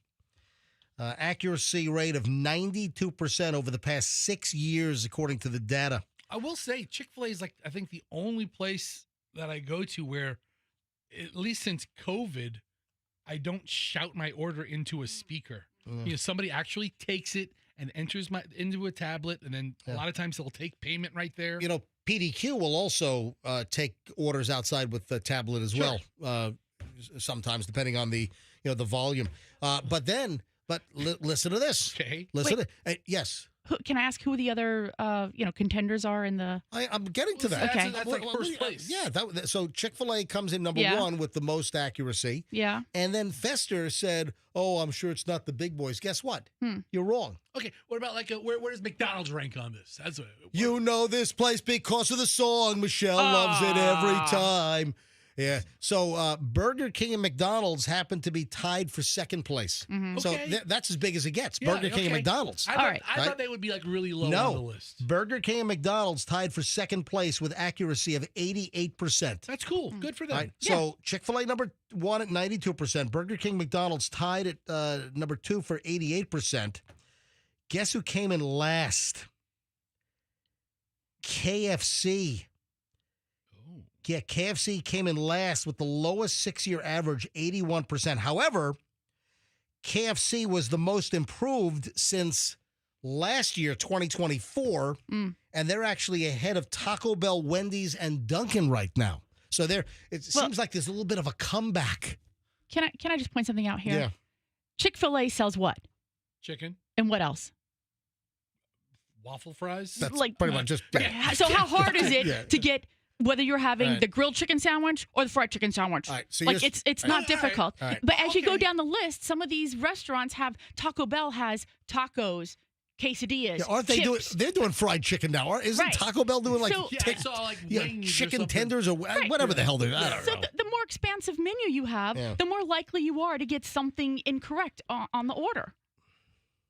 Yeah. And I think to Fester's point as well, Chick-fil-A has changed their ordering system. They actually have a person standing there who verifies with you before you order, like, was that a 8-count or a 12-count? That's going to add to accuracy. So Taco Bell, Wendy's, and Duncan all came in higher than KFC in the 6-year average, but they're at the bottom 4 fast food chains for accuracy in the latest survey. So you know what? KFC is, do they need to reinvent? You know, they did. They call it KFC now. What do you mean? Instead of Kentucky Fried Chicken? No. They went to KFC. I think they're going back to I think they're sort of going back to Kentucky Fried Chicken. But I got to be honest. When it comes to fried chicken, you know, I don't dislike Kentucky Fried Chicken. It's been a while since I've had it. But it's not a top tier place. You know what? Think of? When I think of fast food fried chicken, you know, give me a Popeyes 3-piece spicy all day long over KFC or Church's, Bojangles. I think Bojangles has a phenomenal product. Not much of a presence here in the Tampa Bay area, but that could change soon. So there. I mean, there you have it. So, and regarding KFC, I also read, and this is just totally separate, and I didn't even print it out. But since we're talking about it, I read that there was a piece, you know, we tested the top fast food fried chicken places. Here's who is best. And KFC was the bottom. What? Yeah. Festa, do a search. I'm telling you, I found a story recently. It's finger looking good. Yeah. And again, the Colonel's spinning over in his grave or whatever. All right, so go to Google. Just type in top fast food chicken fried chicken. Top fast food fried chicken. No, we tested. You know what? That's it. Oh yeah. From Food Republic. Yeah. I think that's it. 12 fried chicken chains ranked from worst to best. I think this is the piece I saw. Yeah, last place, number 12, KFC. All right, keep going. And these are not number 11's PDQ. Keep going. Number 10 is Slim Chickens. Never heard of that. Number 11 is Wingstop. Number 8, Raising Cane's. Number 7, Buffalo Wild Wings. Number 6, Zaxby's. 5, Popeyes. 4, Chick-fil-A. 3, Bojangles. 2 is Huey Magoo's. Never heard of that place. The hell's that? And number 1, Chicken Guy. Is that Guy Fieri? All right. Yeah, I don't agree with any of this list. Yeah. Anyway, I don't agree because I know that PDQ is better than ones that are higher on the list. You know, for instance. Anyway, I thought I'd share with you a little offshoot on the fast food chains with notoriously screwed up orders. So how do you get that job? Going to fast food places all day, recording the data, looking at your orders right? All right. Where can Fester apply? Moving sideways. What is the worst possible thing you can leave in the pocket of a jacket that you donate to a veterans clothing donation organization? Dude, there's so many answers. Just pick one. Jeez, come on. Drugs. That's a good answer. Yeah. I was thinking not on the board. I was thinking like a syringe or something. Not on the board. A spare bullet. Spare what? A bullet. No. I'm just hitting the buzzer before you speak because I know it's going to be wrong. A picture of your mother naked. That's pretty awful. Not your mother, but you know what I mean. Here we go. Woman leaves a $2.5 million winning lottery ticket in the pocket of a jacket donated to the Vietnam Veterans of America. Okay, can I just say that your clue, like what is the worst thing to leave? Yeah. Is the worst clue ever. Thank you. Because that is not the worst thing to leave. I think that's like bingo, lottery won by, whoever either buys a jacket or the Goodwill Center. Now they own the ticket. Yeah, so do they have to give it back? Who better to find a ticket than a charitable organization helping out the vets? Yeah. A Pennsylvania woman. Guys, come on.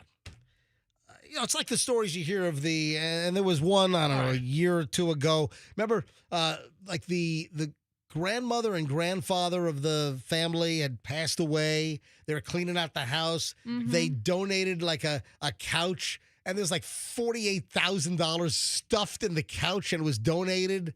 And then an honest family came forward and the money actually went back to the family. Yeah. How many of the stories did you not hear where no one made any noise whatsoever and they kept all the money they found in the couch? All right, so here's the deal. Pennsylvania woman desperately searching for a jacket that she donated to charity after realizing she left $2.5 million with a winning lottery ticket in the pocket. Mildred, of course her name is Mildred. 76-year-old Mildred Simone Reluto.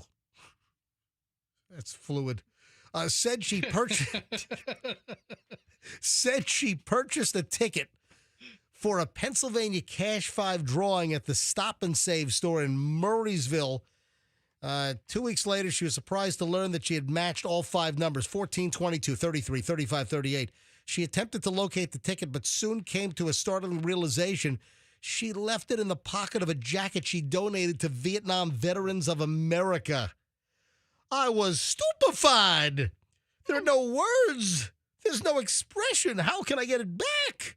She told WTAE, I think they're in Pittsburgh.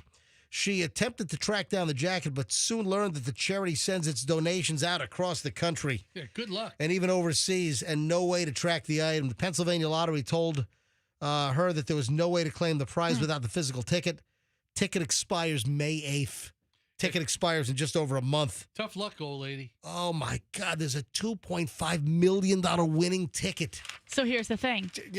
Yeah, check all the pockets of the crap you're donating to a charity organization. But what if somebody does come forward and claim it? Yeah. Then how's that person going to look? Because they know that this elderly woman accidentally left it there. Are they going to look like a douche for collecting them? Michelle, first of all, stop with that joke line because you are crazy. I find a $2.5 million ticket in a jacket that I buy from like the VFW thrift store. Yeah. Finders keepers. I mean, this little lady's going to be dead soon. I'm going to have the $2.5 million to myself. True. Listen, MJ, there's no chain of custody here. If I come forward with the ticket, she left it in there. Finders, keepers, losers, weepers. That's like a law. Well, let's hope somebody finds it. Yeah, this jacket probably, they say that across the country or even out of the U.S., this thing could be like, it could be in Ukraine right now. Is there proof that she did, in fact, buy the ticket, though? But here's the deal. Listen, good question. Listen, she's apparently exhausted all of her options with the Pennsylvania Lottery. Could she be a crazy old lady? Hang on, as far as we know. But here's the question: if you, she's just like dementia. What, hallucinating? she's hallucinating the whole story. I left $2.5 million ticket. I donated it to the Vietnam vets. She's got lottery dementia. It's a worthy cause. I'm all for supporting the vets. All right, here's the deal, though. If somebody ends up with this jacket that's donated and they reach in, they find a lottery ticket. If you find a lottery ticket, well, hopefully it's found before the expiration date of May 8th. But if you go online and find it, do you go to the Pennsylvania Lottery website? Do you check and see if this ticket has any winning numbers? Absolutely. Or what if it just gets balled up and discarded? Nobody looks at it. But, if you find it, MJ, you go to Harrisburg, to the lottery headquarters in the Capitol, you're walking away with a lot of cash. Yeah. Wow. Hey, listen to this. Yeah, I want to see someone rob my UPS guy. They will get pounded into oblivion. Oh, yeah. Yeah. So this is a local story, too. Hillsborough County Sheriff's Office deputies say a guy was caught on camera. This is in March, stealing a package of gold bars. The guy was taken into custody after trying to flee the United States. The Hillsborough County Sheriff's Office released doorbell camera video of what happened early last month in March. The suspect, later identified as 33-year-old Vitalis Apetanoks. I don't know. Apetenoks. First name Vitalijs. Vitalijs. What is he, like Eastern European or something? He's something, all right. He'd be Eastern European in his pants if he tried to rob my UPS guy, Bobby. The wrong guy. All right. So in the video, this Apetanoks is walking up to a UPS driver as the worker arrived at a home to deliver the package at Air Place in Tampa, AIRE. I don't even know what that is. And the package had $20,000 worth of gold bars. Sound like somebody purchased on the high side because gold is, over $3,000 an ounce now, right? Dude, how much was there? I mean, it all depends on what they bought. $20,000 worth. That's a lot of gold. I bought gold when it was $3.30 an ounce, like I did. It's only 10 ounces. Yeah, Not even. I'm sitting on. I'm kidding. I didn't buy. You know what? I remember gold was down to like $2.90 an ounce or some crazy number some years ago. Like, I don't know, maybe 20 years ago. But we all thought Dave Mann was nuts for doing those commercials. Oh yeah. Turns out he was right. Yeah, he's still nuts. All right, so he's a nice guy. Hey, he does the hot tub commercials with the big duck out front. What is that? Look for the big duck out front on Overton Road. I'm Dave Mann. Former midday guy on the Power Pig. Yeah. Price of gold. Remember he threatened to kill me because we went too late? Yeah, you'd get up the air like his show was like from 10 to 1. He I think it was 10 to noon. 10 to noon.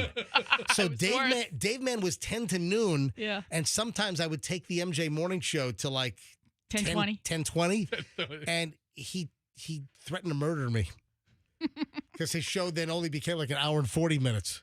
He had a full-time job doing a 2-hour air shift. Those are good times. Great times. Good times. Anyway, so he handed the driver an ID claiming the package. The driver checked the ID and handed over the package. Why? Yeah, because he said the ID matched. So he must have known. Well, this is what I want to know. So you knew the UPS guy was showing up with the gold? I mean, there's... You would guess that the person who was receiving it might have been like a neighbor or somebody he knew who bragged about it and said, hey, I got all this gold coming in, or hey, I ordered the, da-da-da. Yeah. And so then he knew the guy was working maybe, and so he's standing around waiting for the UPS guy. So he's staked out knowing that the gold was coming. There's a lot of missing. He must have. There's a lot of missing pieces to this story. But... It said the camera caught him walking towards the UPS driver as he... So he knew the gold was... He had to know. There's more to this story. I want to know the other details. Anyway, so... A warrant was issued for Apetanoks' arrest. This is mid-March. And apparently they discovered he was trying to catch a flight out of the country at Newark Liberty. And he was arrested at the airport. Sheriff Cronister says, stealing from our community will not be tolerated, and fleeing our state won't stop us from catching you. Yeah, this is Chad Cronister. We'll continue to pursue these criminals and make sure anyone involved in these thefts faces the full consequences. Well, absolutely. All right, when you see the headline, though, gold bars, you think those big bricks of gold. It was nothing like that. It must have been like the little 1 ounce. 1 ounce little ingots. Yeah. It's an ingot. I like the word ingot. Fun word, ingot. Sounds like an insult. You ingot? Yeah. Oh, whoa. Wait, what did I do to you? You're an ingot. You're an ingotsil. Try to rob Bobby, our UPS guy. The guy wasn't robbed as much as just misled. My UPS driver looks like he's headed to a bodybuilding competition. Oh, yeah, he does. He's muscles. This guy didn't mug the UPS driver. He showed him a fake ID. The UPS driver left thinking he did his job completely. Right. Then we have Lauren Sanchez. Michelle, you might want to look this up. There's some kind of a giant Balenciaga, which is a high brand, Chanel and Laurent and Cartier and Gucci, all right, Balenciaga, Goyard. Mm-hmm. I'm embarrassed I know all this crap. It's like having Michelle around. I'm just embarrassed by the way you say it. I mean, it's one thing to know the brand. I know the brands, but you don't say it like... Lauren Sanchez, Jeff Bezos' fiancée, they're getting married this summer in Venice. She's walking around and she's getting blasted. Balenciaga has a clutch that looks like a giant coffee cup, but it's a clutch. So is it a purse or a coffee cup? It's a purse, but it looks like a coffee cup, and the damn thing it's $5,700. Yeah. I don't know. A clutch shaped like a to-go coffee cup cost is $5,750, and it's called the Balenciaga branded 9 a.m. coffee cup clutch bag. It's actually a really good idea to not get your purse stolen. Right. I mean, so that's what I'm thinking, Fester. Nobody takes a cup of coffee out of your hand. Right. The fact that it costs almost $6,000 is ridiculous. But she's a billionaire. No, she's not. Her husband to be is. She is. Yeah. By virtue of marrying this dude, she is one of the richest people on the face of the planet.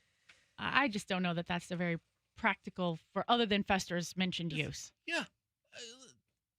But where is she going to get mugged? Seriously. I mean, no one's going to come and grab her purse anyway, so... This is for the average Starbucks user, and they can't afford it. So. Does she have to make change? She has to open up her coffee mug and pull out some quarters? Can you even fit anything in there other than... Not even your phone probably fits. Just a little, tube of lip gloss. Some lip gloss, maybe your ID, and, a couple of bucks. Stuff she doesn't need. A debit card. When we get back, the final chunk. Lauren Sanchez debit card. When does she use a debit card? I don't know. My PIN code's 50-50 because it may go through, it may not. 50-50. When we get back, the final chunk of the MJ Morning Show. Nice long segment coming up. You want to hear something really creepy that happened to a woman on a plane? Yes. Creepy plane story coming up in just a bit. Oh, also an update on the Yankees former star whose son died at the resort in Costa Rica. The mystery deepens. Which well-known guy's son is apparently stiffing Mercedes leasing on the lease payment, and they want the damn car back? Which big name has a son that's not paying Mercedes? Anyway, a lot of stuff. I got the celebrity pile over here. Plenty to keep you entertained in minutes here on the MJ Morning Show on Q105, 104.7 FM, Tampa Bay. Hey, listen.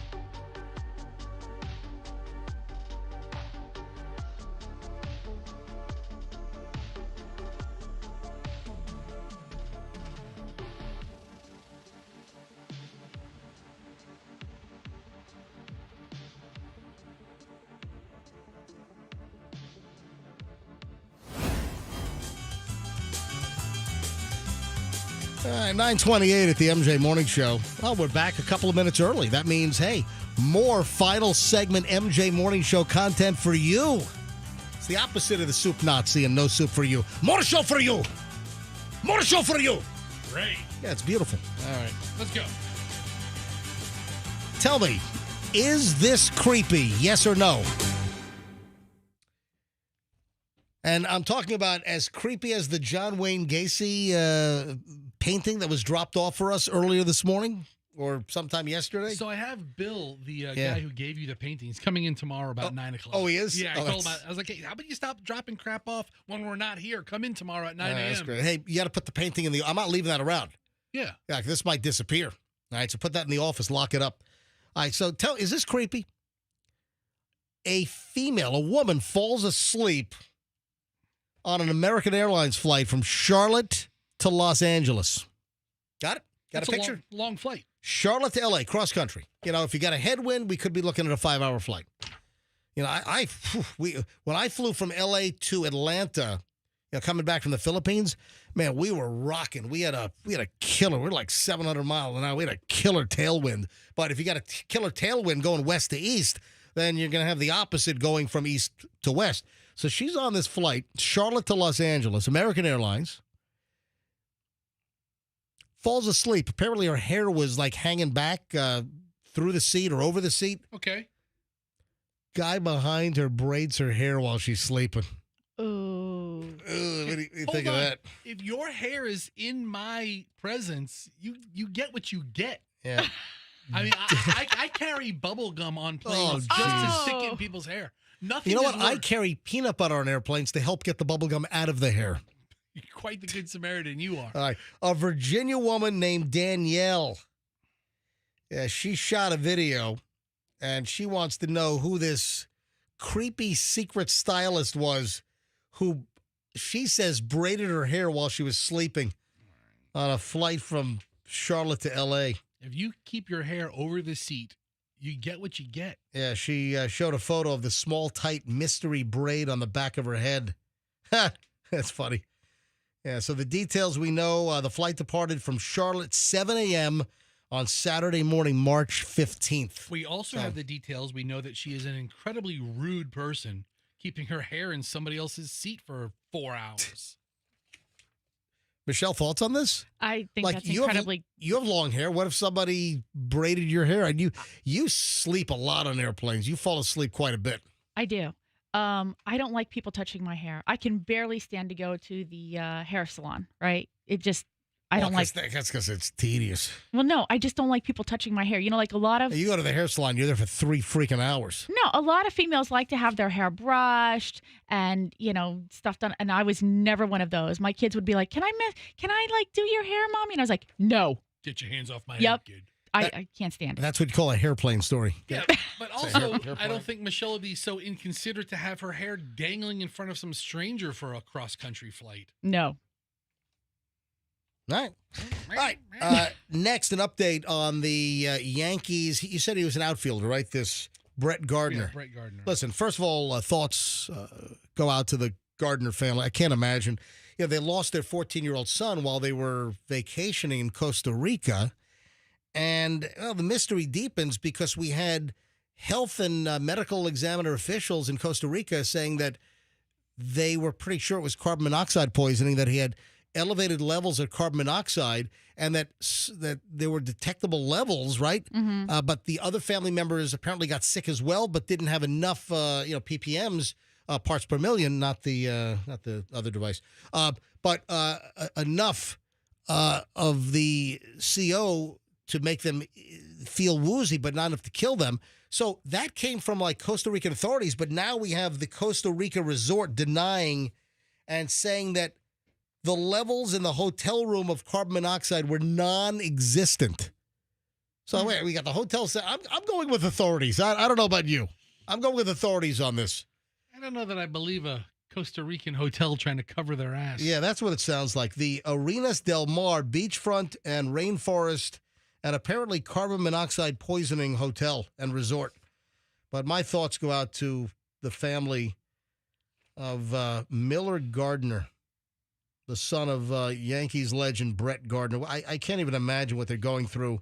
I mean, I have just utter and sheer pain in my chest for this family. Ugh. Yeah. Terrible. All right. This guy's kind of a showboating loudmouth. But it's not him, it's his son. In sports. Yes. In coaching. Former player. I will not say what sport it is. Can you figure it out? Showboater, loudmouth, multi-sport guy.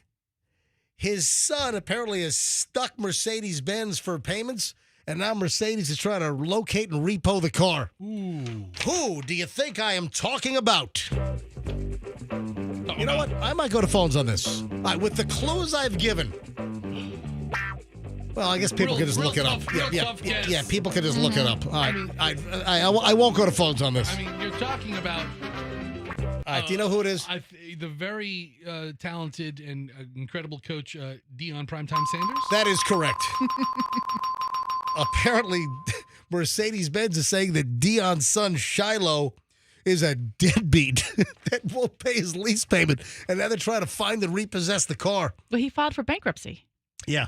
Colorado football safety Shiloh Sanders, and his father's the coach, hasn't kept up on his payments for his 2023 Mercedes-Benz, leading the car company's financial services arm to seek relief from the court where Sanders filed for bankruptcy in 2023 with more than $11 million in debt. How the hell does a college football player rack up $11 million in debt? Well, it starts by not paying his Mercedes-Benz. Yeah. There you go. That's step one. Oh my! The company said that Sanders' son, Deion Sanders' kid, Shiloh, was past due for $6,877 on his monthly payments from December through February. Wait a sec. Hold on. December, January, February. 3 months? Was that $2,200? Wait a minute. What the hell are what are his payments? What car is he driving? $2,300 a month payments. All right, that's ridiculous. He should. Which Mercedes models was he driving? Probably the more expensive one. The outstanding balance on the lease payment's $97,239. I'll tell you what it is. Do you have the what car is it? A Mercedes GLE AMG, $635, valued at $75,000. No, it can't be that because he owes 90 something. Yeah, 97. Unless they put them together at the dealership, I don't know. I mean, I don't know. I don't know. But AMG is the juiced up motorsports Mercedes. It's like the BMW M. So BMW has the M cars and Mercedes has the AMG cars. That's their equivalent. That's what's listed in the bankruptcy. That's the name of the car? All right. Well, Michelle found it. So Mercedes Financial USA wants permission to repo the car. Well, why do they need permission? Just go do a driveway yank at 3 a.m. if he's behind on the payments. Yeah, they got to find the car. Just hook it up and yank it. Yeah, so I don't get it. As a result, the company wants the court permission. Sanders, an NFL draft prospect, filed for bankruptcy in October 23, hoping to discharge more than $11 million in debt. You still got to. But listen to this, almost all the debt is owed to one man, John Darjean, a security guard from his former Texas school. What? What's the story here? Was there a lawsuit against him or something? Or did he lose a civil Chapter 7. I think there was something. We did talk, now that you're saying that, Fester. Well, look it up. Find out why this guy owes $11 million. Chapter 7 bankruptcy filing triggered an automatic stay on or hold on debt collection efforts against Mercedes. Or against him. And Mercedes is now arguing that they should be entitled to relief from this stay under the circumstances. The motor vehicle is depreciating in value. The contract's in default. And Mercedes-Benz Financial Services is being prevented from an automatic stay from exercising its remedies to repossess and liquidate its collateral.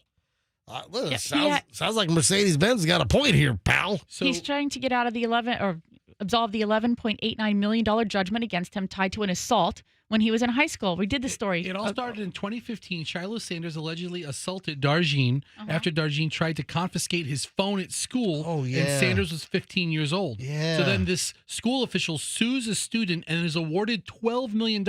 He was hit so hard near his neck with his elbow that it left him with permanent injuries, nerve damage, and incontinence. Oh my God, he's pooping and peeing his pants all the time. All because he got hit by Deion Sanders' kid? Darjean cannot control his bowels. Oh, that sucks. Because of Shiloh Sanders' hit. So they gave him $11.9 million, and then instantly, or a couple years later, the kid goes bankrupt. I mean, as one way to beat paying the judgment. Records show that Shiloh Sanders, 25, agreed to buy the $135,000 car with installment payments. All right, so maybe was this not a lease? This was, sounds like it was a purchase. That's why it would make sense, because there's not a residual value. So this must have been a purchase through Mercedes-Benz. That's nuts. And then we got a school employee that is pooping his pants because of Deion Sanders. I mean, they come back because of his kid. Darjean is claimed to be a grifter by the Sanders family, and the allegations are false. I mean, I guess. So what? They're saying he's not pooing and peeing his pants? All right. When you get into a pushing match with a teacher, then they sue the student, and you get a $12 million judgment. It does seem a little fishy. All right. Final items here on the MJ Morning Show on a Wednesday. I meant to get to this earlier in the week. Do you know that Kim Kardashian tried to get a hold of the Bible that O.J. Simpson was given by Kim's father, Robert Kardashian, and she was unsuccessful? Would Ron Goldman say, come to my house and get it? No, it's, I guess, these items that are being, auctioned off? These estate items that are being sold. Yeah, O.J. Simpson's Bible was given to him from the late Robert Kardashian Sr. That Bible sold for $80,276 after the O.J. estate turned down Kim Kardashian's $15,000 offer. Couldn't she have bought it from auction? Yeah, why wouldn't you just be the high bidder at the auction or however the estate sale was run? According to Golden Auction Site, the book received 49 bids before going to a winner on Saturday night. The Bible was described as a token of friendship and support during the tumultuous period of Simpson's life when he murdered 2 people.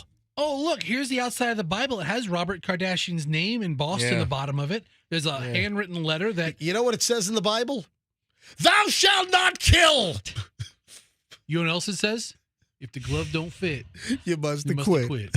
It's like the 12th Both command. Hey, I'm just picking up where, what was his name? Johnny Cochran? No, the Saturday Night Live guy, the funny dude, the Weekend Update guy. Oh, Norm McDonald? Yeah, I'm picking up where Norm McDonald, rest in peace.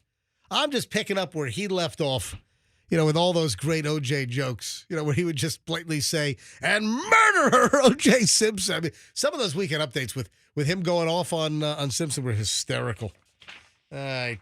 John Cena. John Cena! Mm-hmm. Reveals that he had skin cancer. Wow, and he lives in town, right? He was a Pasco County resident for, I don't know if he still is, right. But one time he was the most popular man in Pasco County. I find John Cena a very likable guy. Mm-hmm. Yeah. I've never met him. I've met virtually all the other big wrestling names in town over the years, but I never met John Cena, but I find him to be a very likable dude. So John Cena apparently is now talking about his past skin cancer diagnosis. And listen, heads up, we're in Florida, man. If I've got one recommendation for the class of 2025, sunscreen. Yeah. That's a good suggestion. Right Yeah. The actor and WWE star told People magazine he grew up in Massachusetts in the 70s and 80s, never wore sunscreen. Cena later moved to Florida where he fell in love with the sun and neglected to protect his skin. I was stubborn, didn't want to have a routine. I also thought the problem would never reach me. And it's one of those things where I had a ton of exposure with minimal protection, and it caught up with me. Yeah, Cena turns 48 later this month, April 23rd. It wasn't until I went to a dermatologist and got a skin checkup and had a cancerous spot removed from my right pec. It's better than having a cancerous spot removed from your pec-er. I'll take a right pec problem over a pec-er problem. I'll take the pec over the pec-er. John, bad news. Yeah. We're going to take one. 16-time WWE World Champion, who is now the face of the new Neutrogena campaign for Ultra Sheer Mineral Face Liquid Sunscreen SPF 70. Shut up. That's why he has skin cancer now. He's getting paid for it. Fester. It's a product endorsement. Oh, my gosh. I'm the face of Neutrogena skin cancer or skin care. I live If I could offer you only one tip for the future, sunscreen would be it. That's it.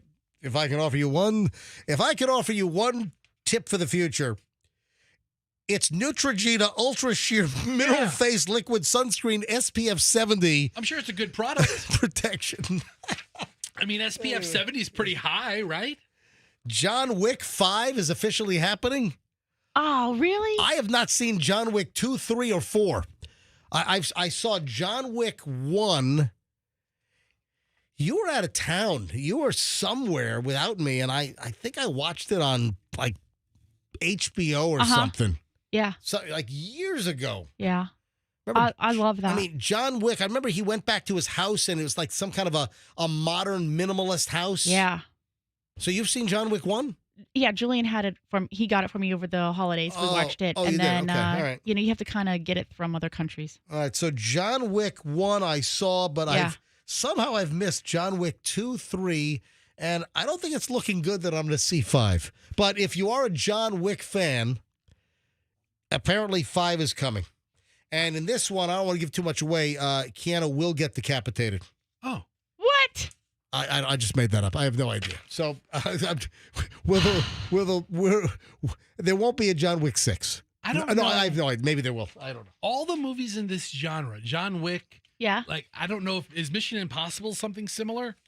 I've never seen a Matrix movie. What? I saw the Matrix 1. I've never seen any of them. I've never seen how many Matrix? I don't even know. Like I didn't like Matrix 1. That just wasn't up my alley. I never saw a Mission Impossible movie, which I know is a Tom Cruise franchise. I never saw any of the John Wicks. I've seen Mission Impossible 1, and did I see one? I haven't seen them all. I have not seen all the Mission Impossibles. Fester. No, I never. I'm not a movie guy. All right. Well, Michelle and I are. So suck it. Okay. All right, so pull it out. All right.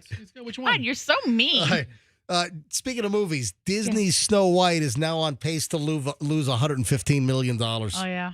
Yeah, this whole Rachel Zegler controversy. Sounds like Disney, the happiest place on earth, would like to drop Dumbo on her. They'd like to do Operation Dumbo drop on her head with a 4,000-pound elephant from Kenya. It's not because of her. It's not because of her. It's because the movie sucks. All right. Well, anyway. It has the lowest rating on IMDb of it's like a 1.6. I mean, and that's from people who have gone to see it, and they'd write paragraphs about why the movie sucks. You can have explosive diarrhea on the screen, and it'll get better than a 1.6. Yeah. Here's the thing: I can watch a movie starring somebody I don't agree with in any capacity politically. I mean, listen. I'll watch a Robert De Niro film, and I think the guy and I don't agree on much else. Right? Hey, did you? Speaking of movie stars and movies, did you see the video? Was this set up or was this organic and natural? Did you see Harrison Ford kissing his wife Callista Flockhart on a New York City subway platform? She goes in the other direction. He gets on what looks like maybe a red line, maybe a 1, 2, or 3, and he just gets on the subway. Just Harrison Ford just by himself. And then it turned tragic as a homeless wacko pushed him on the tracks. Well, I'm just curious. Did he even know it was happening? No, I'm kidding. I'm How kidding. old is he? He's like he's 82. Wow. Yeah, I mean, does he even? Was she putting him on there like, okay, bye, don't get lost? Ha ha ha ha. When Callista kissed him, his falsies fell out in her mouth. Gross. Stop. Oh, look where they're shopping. Cinderella. Yeah. The most expensive, nonsensical grocery kind of store in the city. Yeah, Cinderella grocery. They've got good stuff, but it's ridiculously expensive. Yeah. Yeah. I got some gourmet deli items in that bag. When I was walking, walking a lot in the city, when I was working and I did mornings at WOR 710, I would do the morning show locally in New York City. I would take the subway home to Union Square, but then I would take the subway back to do the Schnitz show in the afternoon, and then I would always walk home. And right up 6th Avenue, right at like 6th and I don't know what, 11th or 12th, 10th, there's a Cinderella. And I'd pop in occasionally, but the prices are outrageous. I mean, good quality stuff, but the prices are just... They will rip you. They'll tear your butt open. Did you see him? Did you see the picture of them standing on the platform? I did. He's got the phone in his back pocket. It's going to get ripped off. And then he's got the 82-year-old guy, the phone just sticking out of his back pocket. And that's going to get yanked. And then he walks onto the train and he's grabbing onto the bar, which has got to be it's germ ready. He's going to catch some disease and die. What else is he going to do? Because he touched like a vile, disgusting, germ-infested handrail inside the subway car in Manhattan. He's in that disgusting city. Do you know how high his tolerances are? He's fine. I mean, why did she put him on the train by himself? You know what? Let me tell you what he should have done. He should have made his way to the motorman cabin, operated the train, and then crashed it like he crashes his helicopter and airplanes. Stop. You know what she was trying to do? She was trying to grandpa dump him. Yeah, that's what I think. Put him on a train. Okay, bye. Bye, honey. See you later. I'll see you at the next stop. You're 82. You think that is she the beneficiary of the will at this point? Does she get everything? I think they've been married since 2000. Oh, they've been together a long time. They have been. They've been married a long, long time. All right, I think we're gonna wrap it up here. I didn't get to everything I wanted to get to, but I got plenty of time on tomorrow's show. I'm just seeing if there's anything that I gotta get to. No, I think we're good. All right, folks, have a great day. I hope you enjoyed today's MJ Morning Show broadcast. I sure as hell did, because the formula that I've adhered to for years is I just come in here and entertain myself. And luckily, there's a good track record of it entertaining most of the audience. It's mostly worked out. Yeah, it's mostly worked out. So thank you for listening. It's highly appreciated. And we'll see you back here tomorrow. MJ Morning Show on Q105, 104.7 FM. And let's be careful out there.